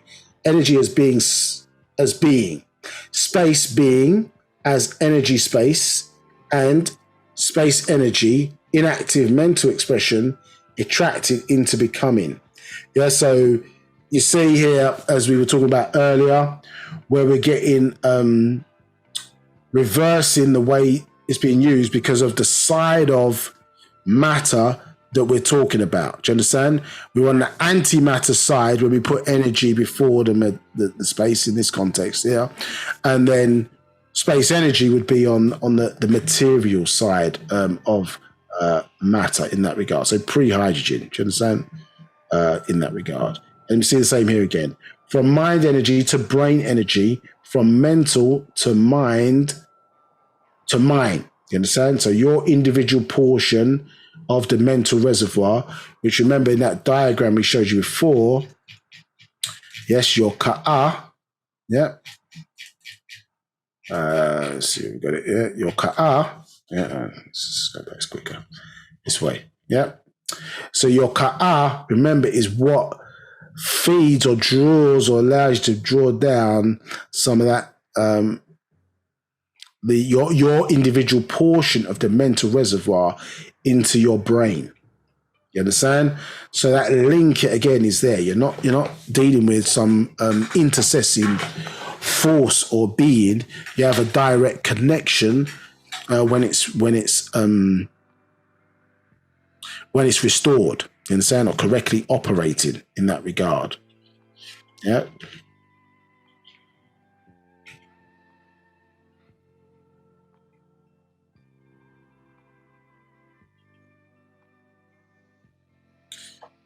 So, yeah. So from mind energy to brain energy, from mental to mind, 85. All are in a state of condition between the sciences of somethingness, absolute, and the sciences of nothingness, not having a sum. Excuse me. 87, nothing as of yet. 88, something as of yet. 89, this is the cause and effect at work in nature. Now, we were talking about this at the end of the last class because this absolute, that science of nothingness, or excuse me, the state of condition of absolute space, do you understand? Absolute material, when they come into contact with each other, you understand, magical things start to happen within that context. And we were touching upon the fact that understand this difference between or managing this material, you understand, versus space, obviously in the context of we're talking about, you got being versus material. Do you understand? Yes. And then we've got time. So as I say, in the context of that music or tune, isn't it? You've got the part where in the context of a drummer drumming, as you touched upon, yeah, the drummer's drumming. So you've got sound occupying the space, and then you've got the space itself in the sound, which is a thing. So that relationship between the space and the beats, or the beats and the non-space, so what's occupying the space and then the space itself, you understand, is brought together, you understand, by way of the perfect timing, isn't it? You understand? And that's where the magic comes in, when they work in, in congruence, or they're working in time with each other. Do you understand?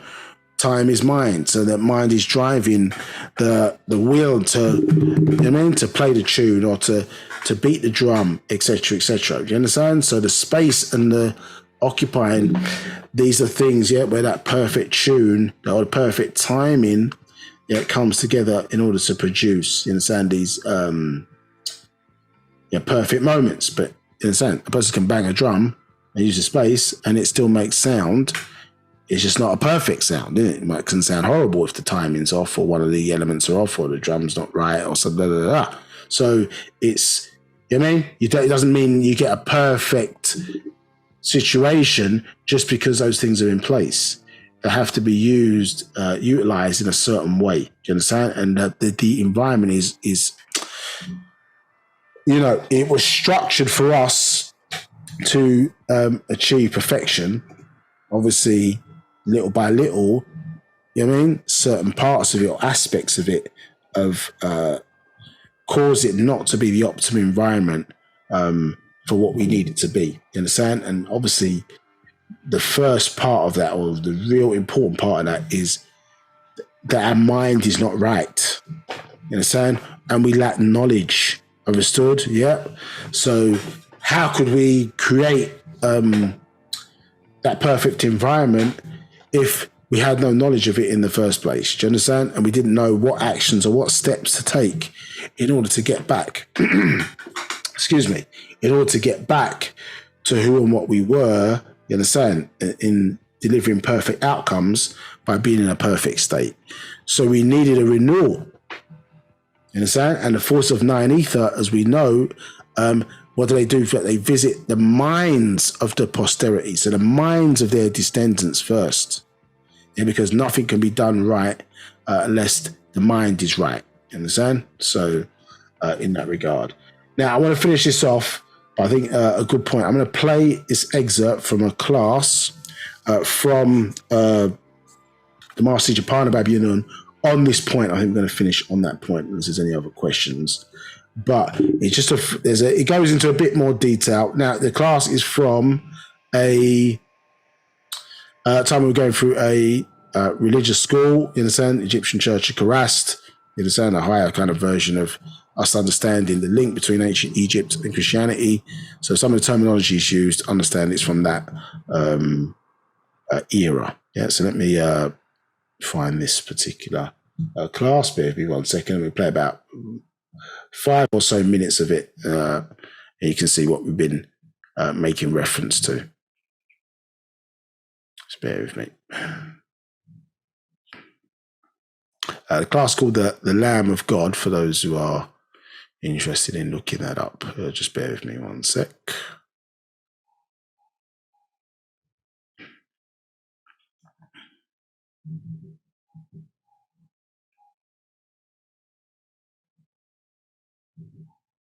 If in the rest, there's beings existing, these beings exist by way of these vibrations. is vibrations in rest.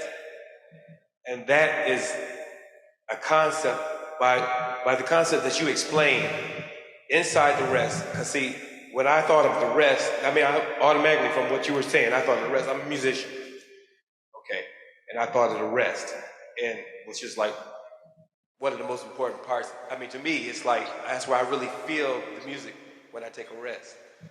Now, there, from what you described, is life with the rest, and so it's like it's not a. It's like what you described to me is infinite. Is infinite, infinity.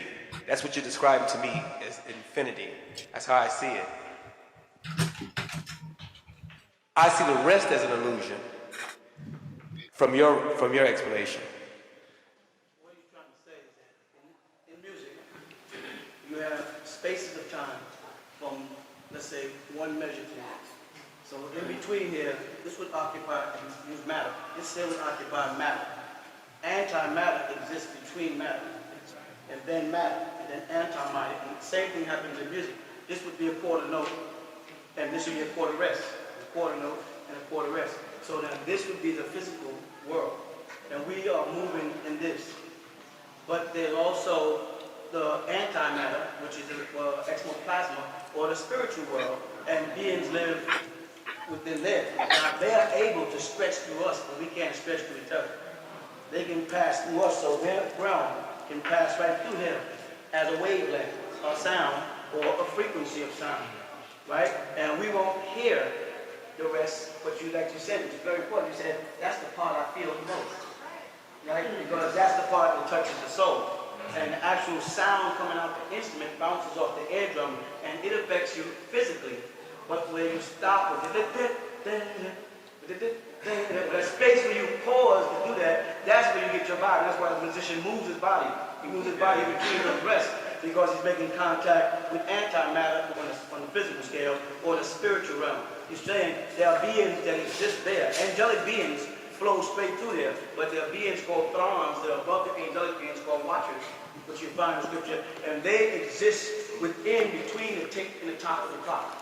If we listen to our watch, tick tock, tick tock, tick tock, tick tock, we keep forgetting that in between each tick and tock there's a space. Right. That time, they act like that time doesn't exist. That time does exist. It's just not registered as time. Now, when he was speaking of time, time is actually from one moment to another moment. Okay, from this point to this point. Any event that takes place between a start and a beginning, a getting up to a being up, a sitting down to sitting down, that's how we're registering time. We've been taught to register time to and fro. But actually, time is also based on the time it takes to cook something. So that would be from the time I turn on the oven to the time I actually finish cooking the food. But we only see time as going this way. They give us the ultimate of time. And when we speak of bending time, it's because there's a cylinder. Because it goes from seconds to hours and all minutes to hours all the way up. So therefore, there's cylinders in here. It gets shorter and shorter. Okay? From the actual moment to the second, to the minute, to the hour, to the day. That's what he meant by, it's like throwing a pebble into water. If you throw a pebble in the water, where that pebble hits, that is the exact moment it strikes. And then it creates a ripple. And as that ripple moves away, that's clocking time. You follow that? So now, if that time appears as a ripple, then the time between here and here is actually shorter. The cycle in a circle, as I was drawing here. So actually, we get like a cylinder effect to the actual moment in time. What they're doing now is they are now traveling faster than the speed of light. And doing that, they're exploding an atom. And this atom is traveling through a cylinder. And they're exploding it here. But they're able to explode it at such a rate that it gets here before it gets here. It catches up with itself. You go bang, bang. The first one starts out, and the second one catches it because it's moving faster than. So once this one was fired, the hesitation of thrust, boom, stole a fraction of a second from it. Just the hesitation. This one here, kaboom, catches that one as this one is, and they split, and when they do, the atom splits. And they say it creates antimatter or zeals, things smaller than atoms. So now, to alter time, what they have done is instead of shooting atoms and exploding through straight cylinders, they're now shooting them through cones in an angle. So it goes around. You follow? So it's like taking a straight line and bending it, so you create a warp in space like a black hole. So instead of something taking the same amount of time to get from here to here, if it's bent, they're going straight across like this now. And they're altering and bending time. And that means that you're able to be somewhere you haven't gotten yet. Very similar to time when traveling. You can cross the meridian. If you keep traveling at the same speed of time, then you can always be at the same time all the time. The moment you change the speed of time, then you lose that sequence. You can bend that if you do something in between that. Meaning if you change the speed of the vehicle you're traveling in, when your purpose is 1 hour, now you change the vehicle, you now bend time because you'll get it where you're supposed to be before you get there, because you altered time. So nowadays they have machinery where they're able to split atoms, and thus being atoms of the lightest form and begins the point of existence. And from there time is logged. When they explode an atom, now they've bent time. You follow what I'm trying to say? And they're now in between matter with antimatter. This is non-linear. Non-linear, exactly. That's what they're doing. And you can actually bend it. So now what they're doing is saying, let's say Moses died here. Those beings back there was able to bend time to bring Moses and loop Moses back to Jesus' time.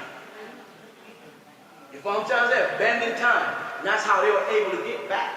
Now we can look at it spiritually and religiously, but there has to be a scientific answer to it. You know what I'm saying? Every miracle Jesus performed had a scientific answer to it as well.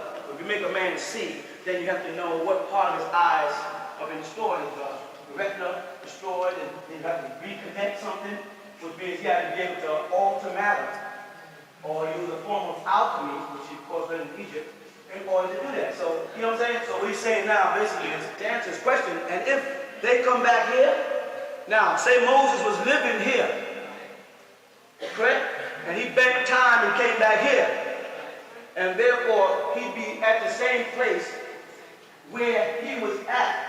He never came into himself, they would merge into each other because they are the same chemistry. Their bodies are naturally magnetically merged into one, which would cancel out everybody that he came in contact with. Because then he would be back here as one being. And every experience and everybody he encountered here has to go. You follow? Because they would be non-existent. Because he would merge back into himself and in time, and then be back as Moses, getting ready to go to Mount Horeb. And all his experiences and history that came forward, they would be gone. If all of anybody he came in contact with would be gone. Just by virtue of the fact that they bent time and placed him a man out of the time. And that's why they would always send a prawn or a melodic or an angelic being. And that angelic being would accompany somebody, because angelic beings are beings that live through time and can travel through the bend. They know how to travel through the vortexes, where you don't, and you'll get stuck if you try to go through a vortex. That's what happened in Philadelphia, when they were messing around bending time, when they were trying to create a time machine. And they went on through space back there, right in Philadelphia firm. And they ended up, when they came back through, they didn't take into consideration the zero time reference of each human being that was there. They looked at it as all these human beings are going through time.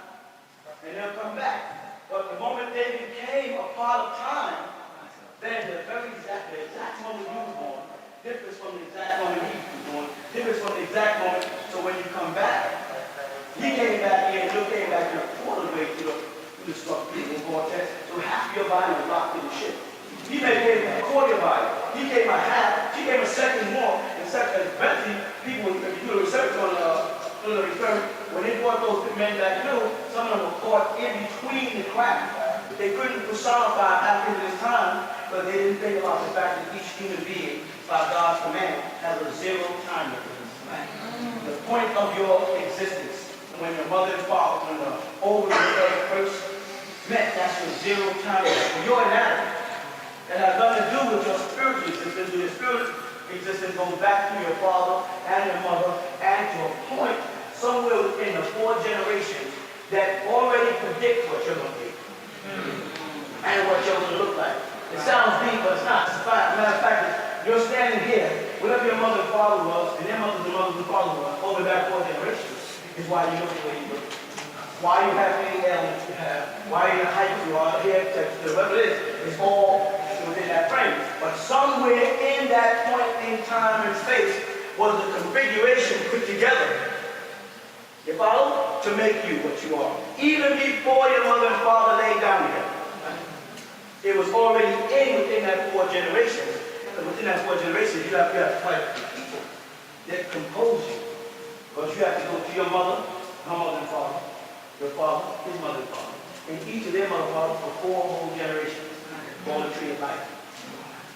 If all angels can travel through that, until they come in a physical form. When Gabriel appears, let's say Daniel as a man, then he's caught in time.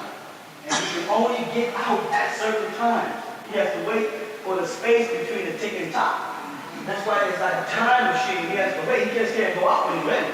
You have to time it, and when the sequence sets up a thing, right before ticking, his watch ticking, he's out.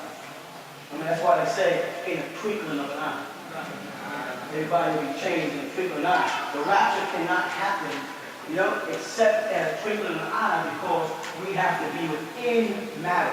We have to be within the 2 spaces of course, or the 2 gongs of the bell, where 2 physical things happen. And right in between there is that space. And that's where our angels step in and out of his hand. And you can say, so when the rapture happens, God says it'll be like a twinkling of an eye. It'll happen so, Christ will command that rapture. It'll happen so fast that 2 will be in the bed, 1 will be taken, 1 will be left, 2 will be in the field. 1 will be taken, 1 will be left. Not going to be something you plot and says, you feel it. Don't go back home and try to get your clothes. That's what I'm saying. You step away from that doorway through space and time. There's a little transformation period that has to take place to transfigure us who are part of rapture through space and time. Otherwise, we'll be damaged. You just can't be snatched through space and time. And if you do, when you come back here, you'll be battered. The reason why you'll be battered is because your body is working on a certain vibration where it's called electromagnetic force field, synthetic nervous system. And you are a machine that you can be actually hooked up to a machine, and we can actually see, if they hook up to your nervous system, a wavelength. It goes EKG. You follow? If this goes, That's right. all right. So now because these are configurations that they read, oh, so-and-so, and this here space in here, they add these up. Your body is vibrating like that, right? If you get into another cycle of vibration where you don't mess in, like in the music, like you said, I can get a 16 note, right, inside 2/8 notes, right? Or I can get a 32nd note inside 2/16. But you have to balance, otherwise you'll hear a note go out. It'll sound off, correct? Well, God has created us a tuning fork, a sound. That's why he says, shout the name of the Lord. And that's why they have the power to pull down the walls of Jericho. Because these men being tuned by God, he was telling them exactly how to do it. 7 by 7. Because the 7 scales, it's in music.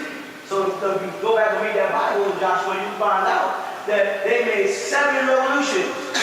And they said, when you get around, yell this. You get around, yell this. When we're going scales.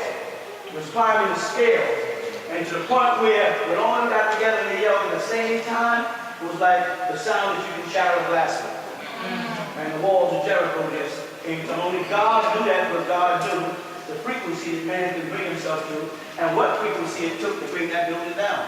No man can figure that out. If I'm saying the same thing too.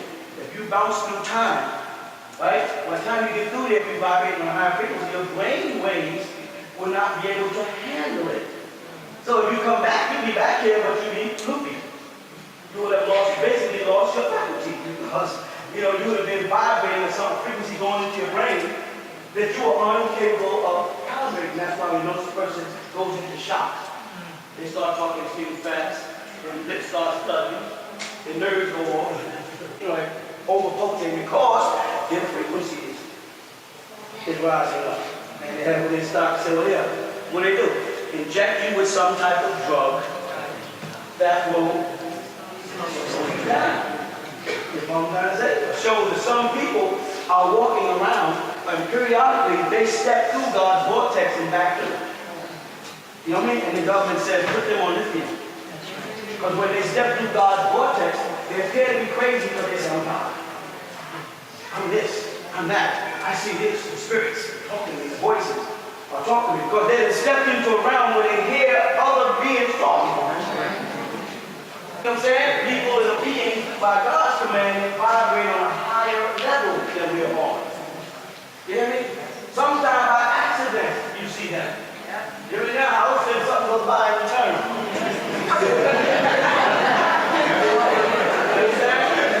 Sometimes you brush wings at them. Sometimes you're in your house and something goes, just touches you. You're like, you might touch your shoulder, touch your shoulder. Because they're constantly trying to get into this realm. And people who are vibrating, especially high, strong people, right? They can step in and out of those realms accidentally. And they do it too often. People on this side register you as crazy. And then what they do is inject you with some type of drug to bring you down, or keep you sedated with some type of drug so that you stay down. Then they consider that sane. Now, let us add something so you know. If a person steps out of that realm and steps into a realm of a demon, they go and then when they come back in, then they'll travel like that. They'll remember nothing. Because they got to step into a realm and also utilize them on this plane for blood. Because of blood sacrifice. And then it's going to walk blood up to some force or entity or dimension. Actually, dimensions. Right? Demon is a short for demon. But these beings can take possession of you. And for that moment, you do things that you regret. Or things you don't even remember doing take a person's life. And there's people that are stalking right now in cars for no other reason than they're satisfying these demons. And they abduct people, kill them, and just go on and abduct another person and kill them until they're finally caught. And the system basically calls them a serial killer. It doesn't even try to get into why this happened. What makes them have the same patterns? They'll say, well, he had a problem when he was a kid. Who hasn't had a problem when he was a kid? So they write that off, and because this society don't want to deal with the psychological, because if they get into the psychological analysis of things, then they're going to end up having to go back to religion. Right. And they don't want to go back to religion. Because they go back to religion, then the president will have to step down because God will be the only Lord. And Christ will be the only president. The father and the angel will be the only cabinet. And they don't want to go there. So what they do is in order to keep themselves up there, every time they come across something that's spiritually unexplainable, they label it. You know, and so many prophets may have been born in this era of time, because the Bible basically tells us when a prophet is born, we judge them by their ability to prophesy and become true. Imagine how many guys came along, women came along and said, I have a message for the world, and everyone said, okay, you're great. Then they sedate them and they're somewhere in the hospital, and the message never got to us. You're in touch, you know? Someone would like to say, yes, go ahead. Well, how would deja vu fit into this? Okay, deja vu. Or what they call deja vu? Yeah, deja vu. I call that expanding, right? By that I mean, when a person does something that they think they've done before, all they did is sped up and went in time and did it. Just like John, son of Zebedee, says in Revelation. He went up and what did he do? He saw an angel there, right? And he fell on the floor. And so what did that mean? When he got before that angel, though he was out of due time, he did somebody else's purpose, which is God's purpose, will bring us the revelation of the future. He still had enough faculties for him to think, oh, I should bow down to this thing. So there was a certain amount of personal decision. Then the angel said, get up. You're my fellow servant in this tribulation. So he had to bring him back into reality, eliminate his personal feelings. So I think when people go a place and they say, oh, I've been here before. You anticipated and the power in you sent you forward spiritually. And you were there before. And then when you get there, boom, the incident occurs again, and you go, wow, man, this happened before. You did go there before. Because whatever's going to happen to you is happening right now. Because everything is really now. You know what I'm saying? It's all now. It's not about tomorrow. Tomorrow, you know tomorrow, we're never going to get here. So everything you're going to experience is already happening. You know what I'm saying? It says about when you get there. Physically, spiritually, it's all happening already. Your destiny is already there. You follow? Two things. Yes, you can alter. I'm glad you said that. Because the angel said to John, get up. Remember? The angel said, get up. And he did. He was altering time. He was there because God took John, son of Zebedee, one of Jesus' beloved disciples, and brought him to a point while he was in prison while meditating and fasting, which brought his vibrations to a level. Because God can reach him. God sent angels, it said, to lift him and take him out and say, let me show you what you've been serving Jesus for. Let me show you why you're in this prison. Let me show you what you have suffered for and why your fellow disciples have been crucified. Because, you know, a man will lose faith when things don't go his way. You think like, I'm Jesus' disciple, one of God's son's disciple, when they're sitting in jail, it's going to seem like. He said, well, you took the time to go into this state of meditation and fasting and lift yourself up. Let me take you there. And he took him through time. And took him all the way up to today. All the way because of the statement that our Lord and Savior Jesus Christ made. Right? Which is, until all be fulfilled. Right. It's a very important statement that most churches keep missing. Right? One jot, no one tittle shall be removed from the Lord until all be fulfilled. And so what people say is, well, when Jesus died on the cross, that was fulfillment. No. It won't be fulfilled. You got to go to 1 Thessalonians to find out about that. It won't be fulfilled until he returns. Right? And we are caught up in heaven with him. Then it is fulfilled. Otherwise, the promise he made, right? He said, you will be with me in heaven. You follow? We are not in heaven. We're on earth. And we must be caught up in heaven. Not just the rapture, but the 144,000 must go first. And then men of every tongue in every nation. But that tongue and them tongues and nations will only be influenced by the 144,000 when they come back. Because they will reign with Christ to be taught for 1,000 years, it says. And then he will ride forth and they will come back with him to redeem those who are left behind. When that day comes, all will be fulfilled and there will be no more need of the Lord. And that's why it says in Revelation 21, after John got to the end, right? That God will wipe away this heaven and wipe away this earth and bring a new heaven and a new earth from the former thing after passed away. And that would mean all the laws that we observed under Moses, all the commandments that we observed, we would no longer have to keep none of those laws because it says God will be with you. He will be your God, and you will be his people, it says. You will be in the presence of God if you earn that right. If you earn it. You follow? And that's when what? That's when all will be fulfilled. Not at the crucifixion. Not at the cross. That was not, you know how you know it wasn't the cross? Because they were discussing hours. The 6th hour. And then the 9th hour. You see? And in the 9th hour, what? He said, Eli, Eli. And gave up the ghost. But that wasn't the end of it. Was it? How come it wasn't the end? Because Christ told the 2 thieves who were there with him, what? You will be with me in heaven. This day. See what happened though? But Christ took off from where? Christ went from the cross where? Christ went from the cross where? It says it right in the Bible. But the body of Christ the son of Mary, not the son of God. The body of Christ was taken down off the cross and taken into a tomb. So when he made the statement to those guys there at the cross, you will be with me this day. Who was talking? Jesus or Christ? God was talking to those two people. And then when he gave up the ghost and returned to heaven, you follow? Those men were there.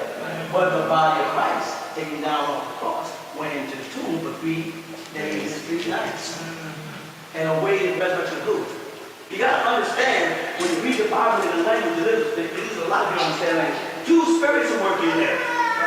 There's the natural spirit that Jesus Christ had as a baby born of a woman. And then with the Holy Spirit he received at the year 29 in the Jordan when he got baptized by John the Baptist. And the heavens opened up and the Spirit descended like a dove upon him. That guy said, what? Now this is my son, in whom I am well pleased. That's when Jesus the boy, the man, the son of Mary, became the Son of God. That's when he became known as Yahshua Bar Yahweh, as opposed to Yahshua Bar Mediah. That's why the Bible says Jesus, the Son of God, Son of Man. They wanted to let you know that he was a regular person and a regular spirit. If he wasn't, then he would be unable to die. And if he was unable to die while a baby, there would have been no reason to go to Egypt. You understand? But God knew that as a baby he could die at the hands of Herod. So God sent an angel to Joseph, who comes out of what? Comes out of due time. The angel comes down to tell him what he better do, because the future does not look right for the child. So you better take this baby and go into and stay there until we tell you, or when Herod dies. How is God wrecking Herod's death? When Herod's judgment comes. See, when Herod dies, then Herod, who wanted to kill the Son of God, right? His judgment starts. So his spirit would come before judgment. Then an angel can come to earth and say, Herod is here. He's here. He's going to hell. We got him. You can go tell Mary and Joseph they can go back to Jerusalem now. You see that? And when Jesus, while he was there, it says he waxed wise in spirit. So he learned all that knowledge that Egyptians had, like Moses did, like Abraham did, like Isaac did. He learned that knowledge because the Egyptians were his descendants. See, Jesus knew enough about the scripture to know that when we mention Egypt in the Bible, we say this kind, and that was one of Noah's descendants. He knew the Egyptians wasn't some paganistic group that just worshiped cats, because he understood the Bible. Why did he understand the Bible? Because he was God, and when on earth he represented God. He knew the Bible backwards and forward. That's why he kept on telling people. He said, if you knew Abraham, you know me. He was like, if you knew your scriptures, he said, it's not written in the law, I said, dear God. Then when it's gone, we said, well, of course, this we don't know. But because you make yourself out to be God, we understand, we stone you. He said, well, it's not written in the law, I said, dear God. He realized these people were standing in front of him, didn't even understand. So now we're dealing with a man that is a man in all aspects of a man that God has chosen to send his Holy Spirit upon and fill him, lift him up out the water. He said he was caught up in heaven with him. Right? You follow that? And when Jesus touched the ground again, John said, behold the Lamb of God. You understand? That's what it makes you take. Oh, look at that. That is the Lamb of we call a Lion of Judah. That's God's own son. John the Baptist knew that. John the Baptist was Essene, spent his time in the Jordan, meditating and fasting, and not partying, not drinking. He was a very strict man. He wasn't nothing but sackcloth, and he nothing but carrot, what they call it. You understand what I'm saying? And now, Jesus Christ, now spoken to God for the mission. You follow that? In the mission, he made it very clear that I came to my own. He said, I came to my own. You know what I'm saying? He said, I came looking for the lost sheep of the house of Israel, looking for the tribe of Yehudah, my people, the tribe of Judah. You follow that? But his own did what? So he said to them in St. John, there's many things I have to say unto you. However, they're not ready for it. So I'm going to go. And I'm going to send another Spirit. Another Holy Spirit is going to come. You follow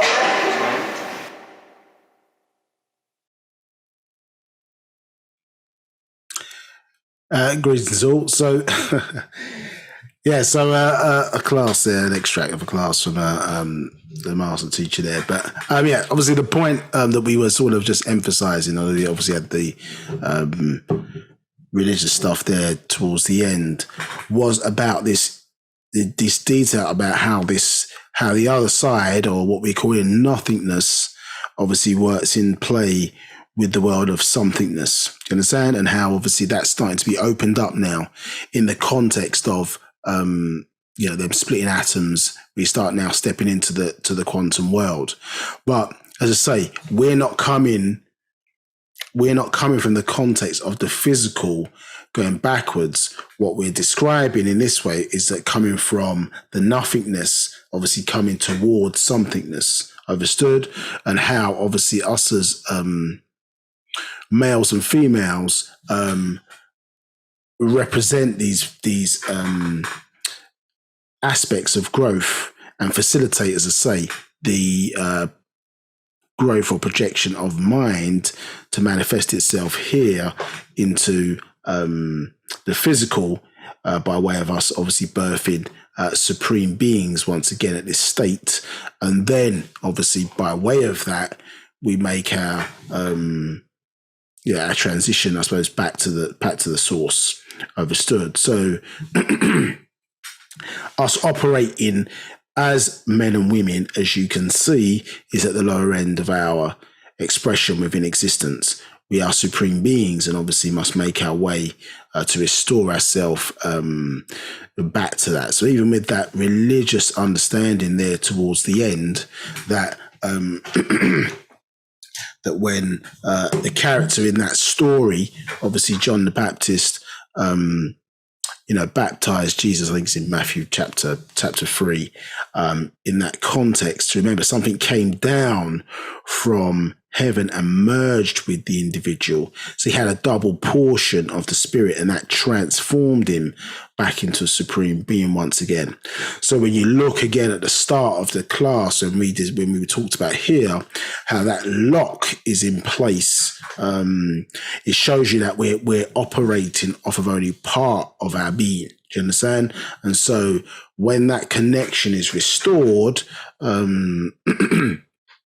and we're fully what we are again, we're whole, we're nine again, in that context, yes, then we'll be operating to the full extent as supreme beings, obviously in the flesh. You understand? So it all kind of ties back around again, how this doctrine comes together. Okay, so next class is in 2 weeks' time.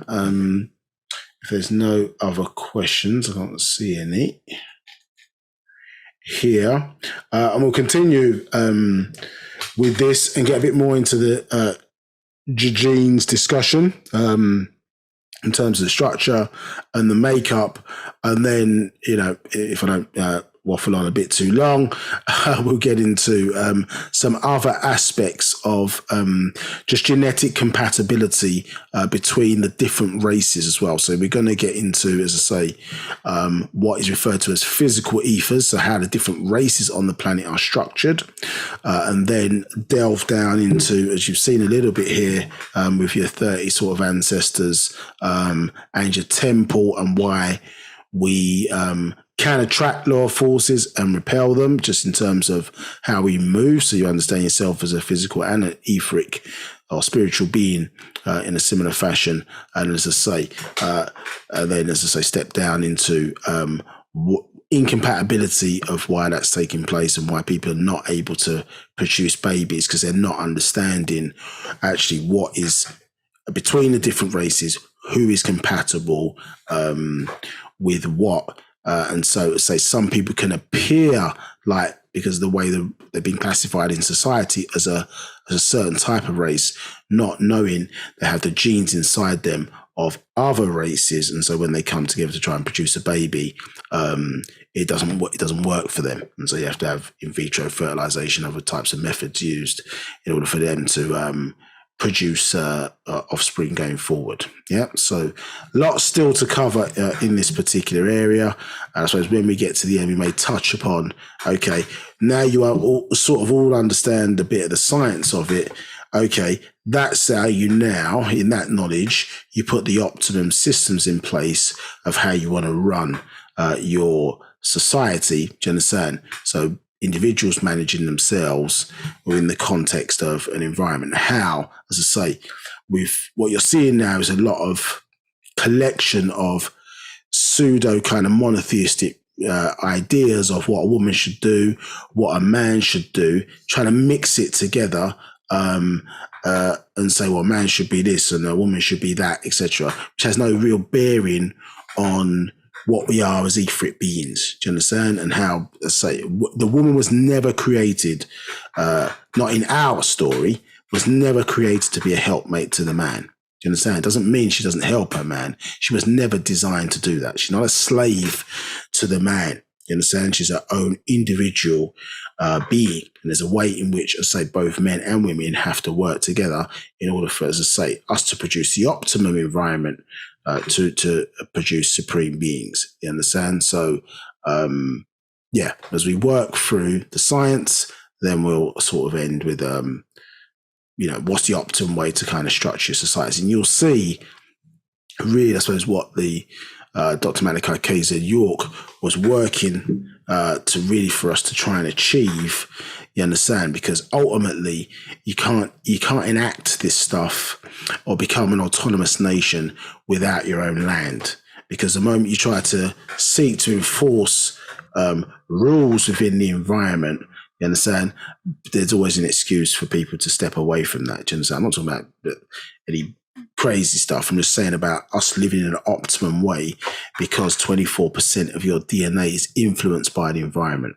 So it's very hard for people to then try and change, because there's forces in and around us that are constantly pulling us away, from the right type of behaviors. And some people require the right environment that helps them to stay in line. Others maybe a lot stronger and have a more self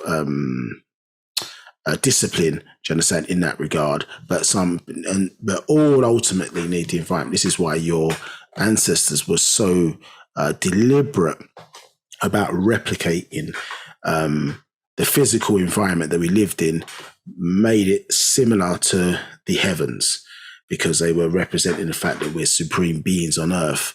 And so if our ancestors have created the heavenly or outformation environment, then in order to replicate that, the best environment for us is going to be to replicate the same thing here on earth. With that note, we'll finish for today. Have a great couple of weeks. This class will be uploaded to our YouTube channel for people who want to go over and do some revision before we step into the next class. As I say, I will quickly, let's see what we've got here.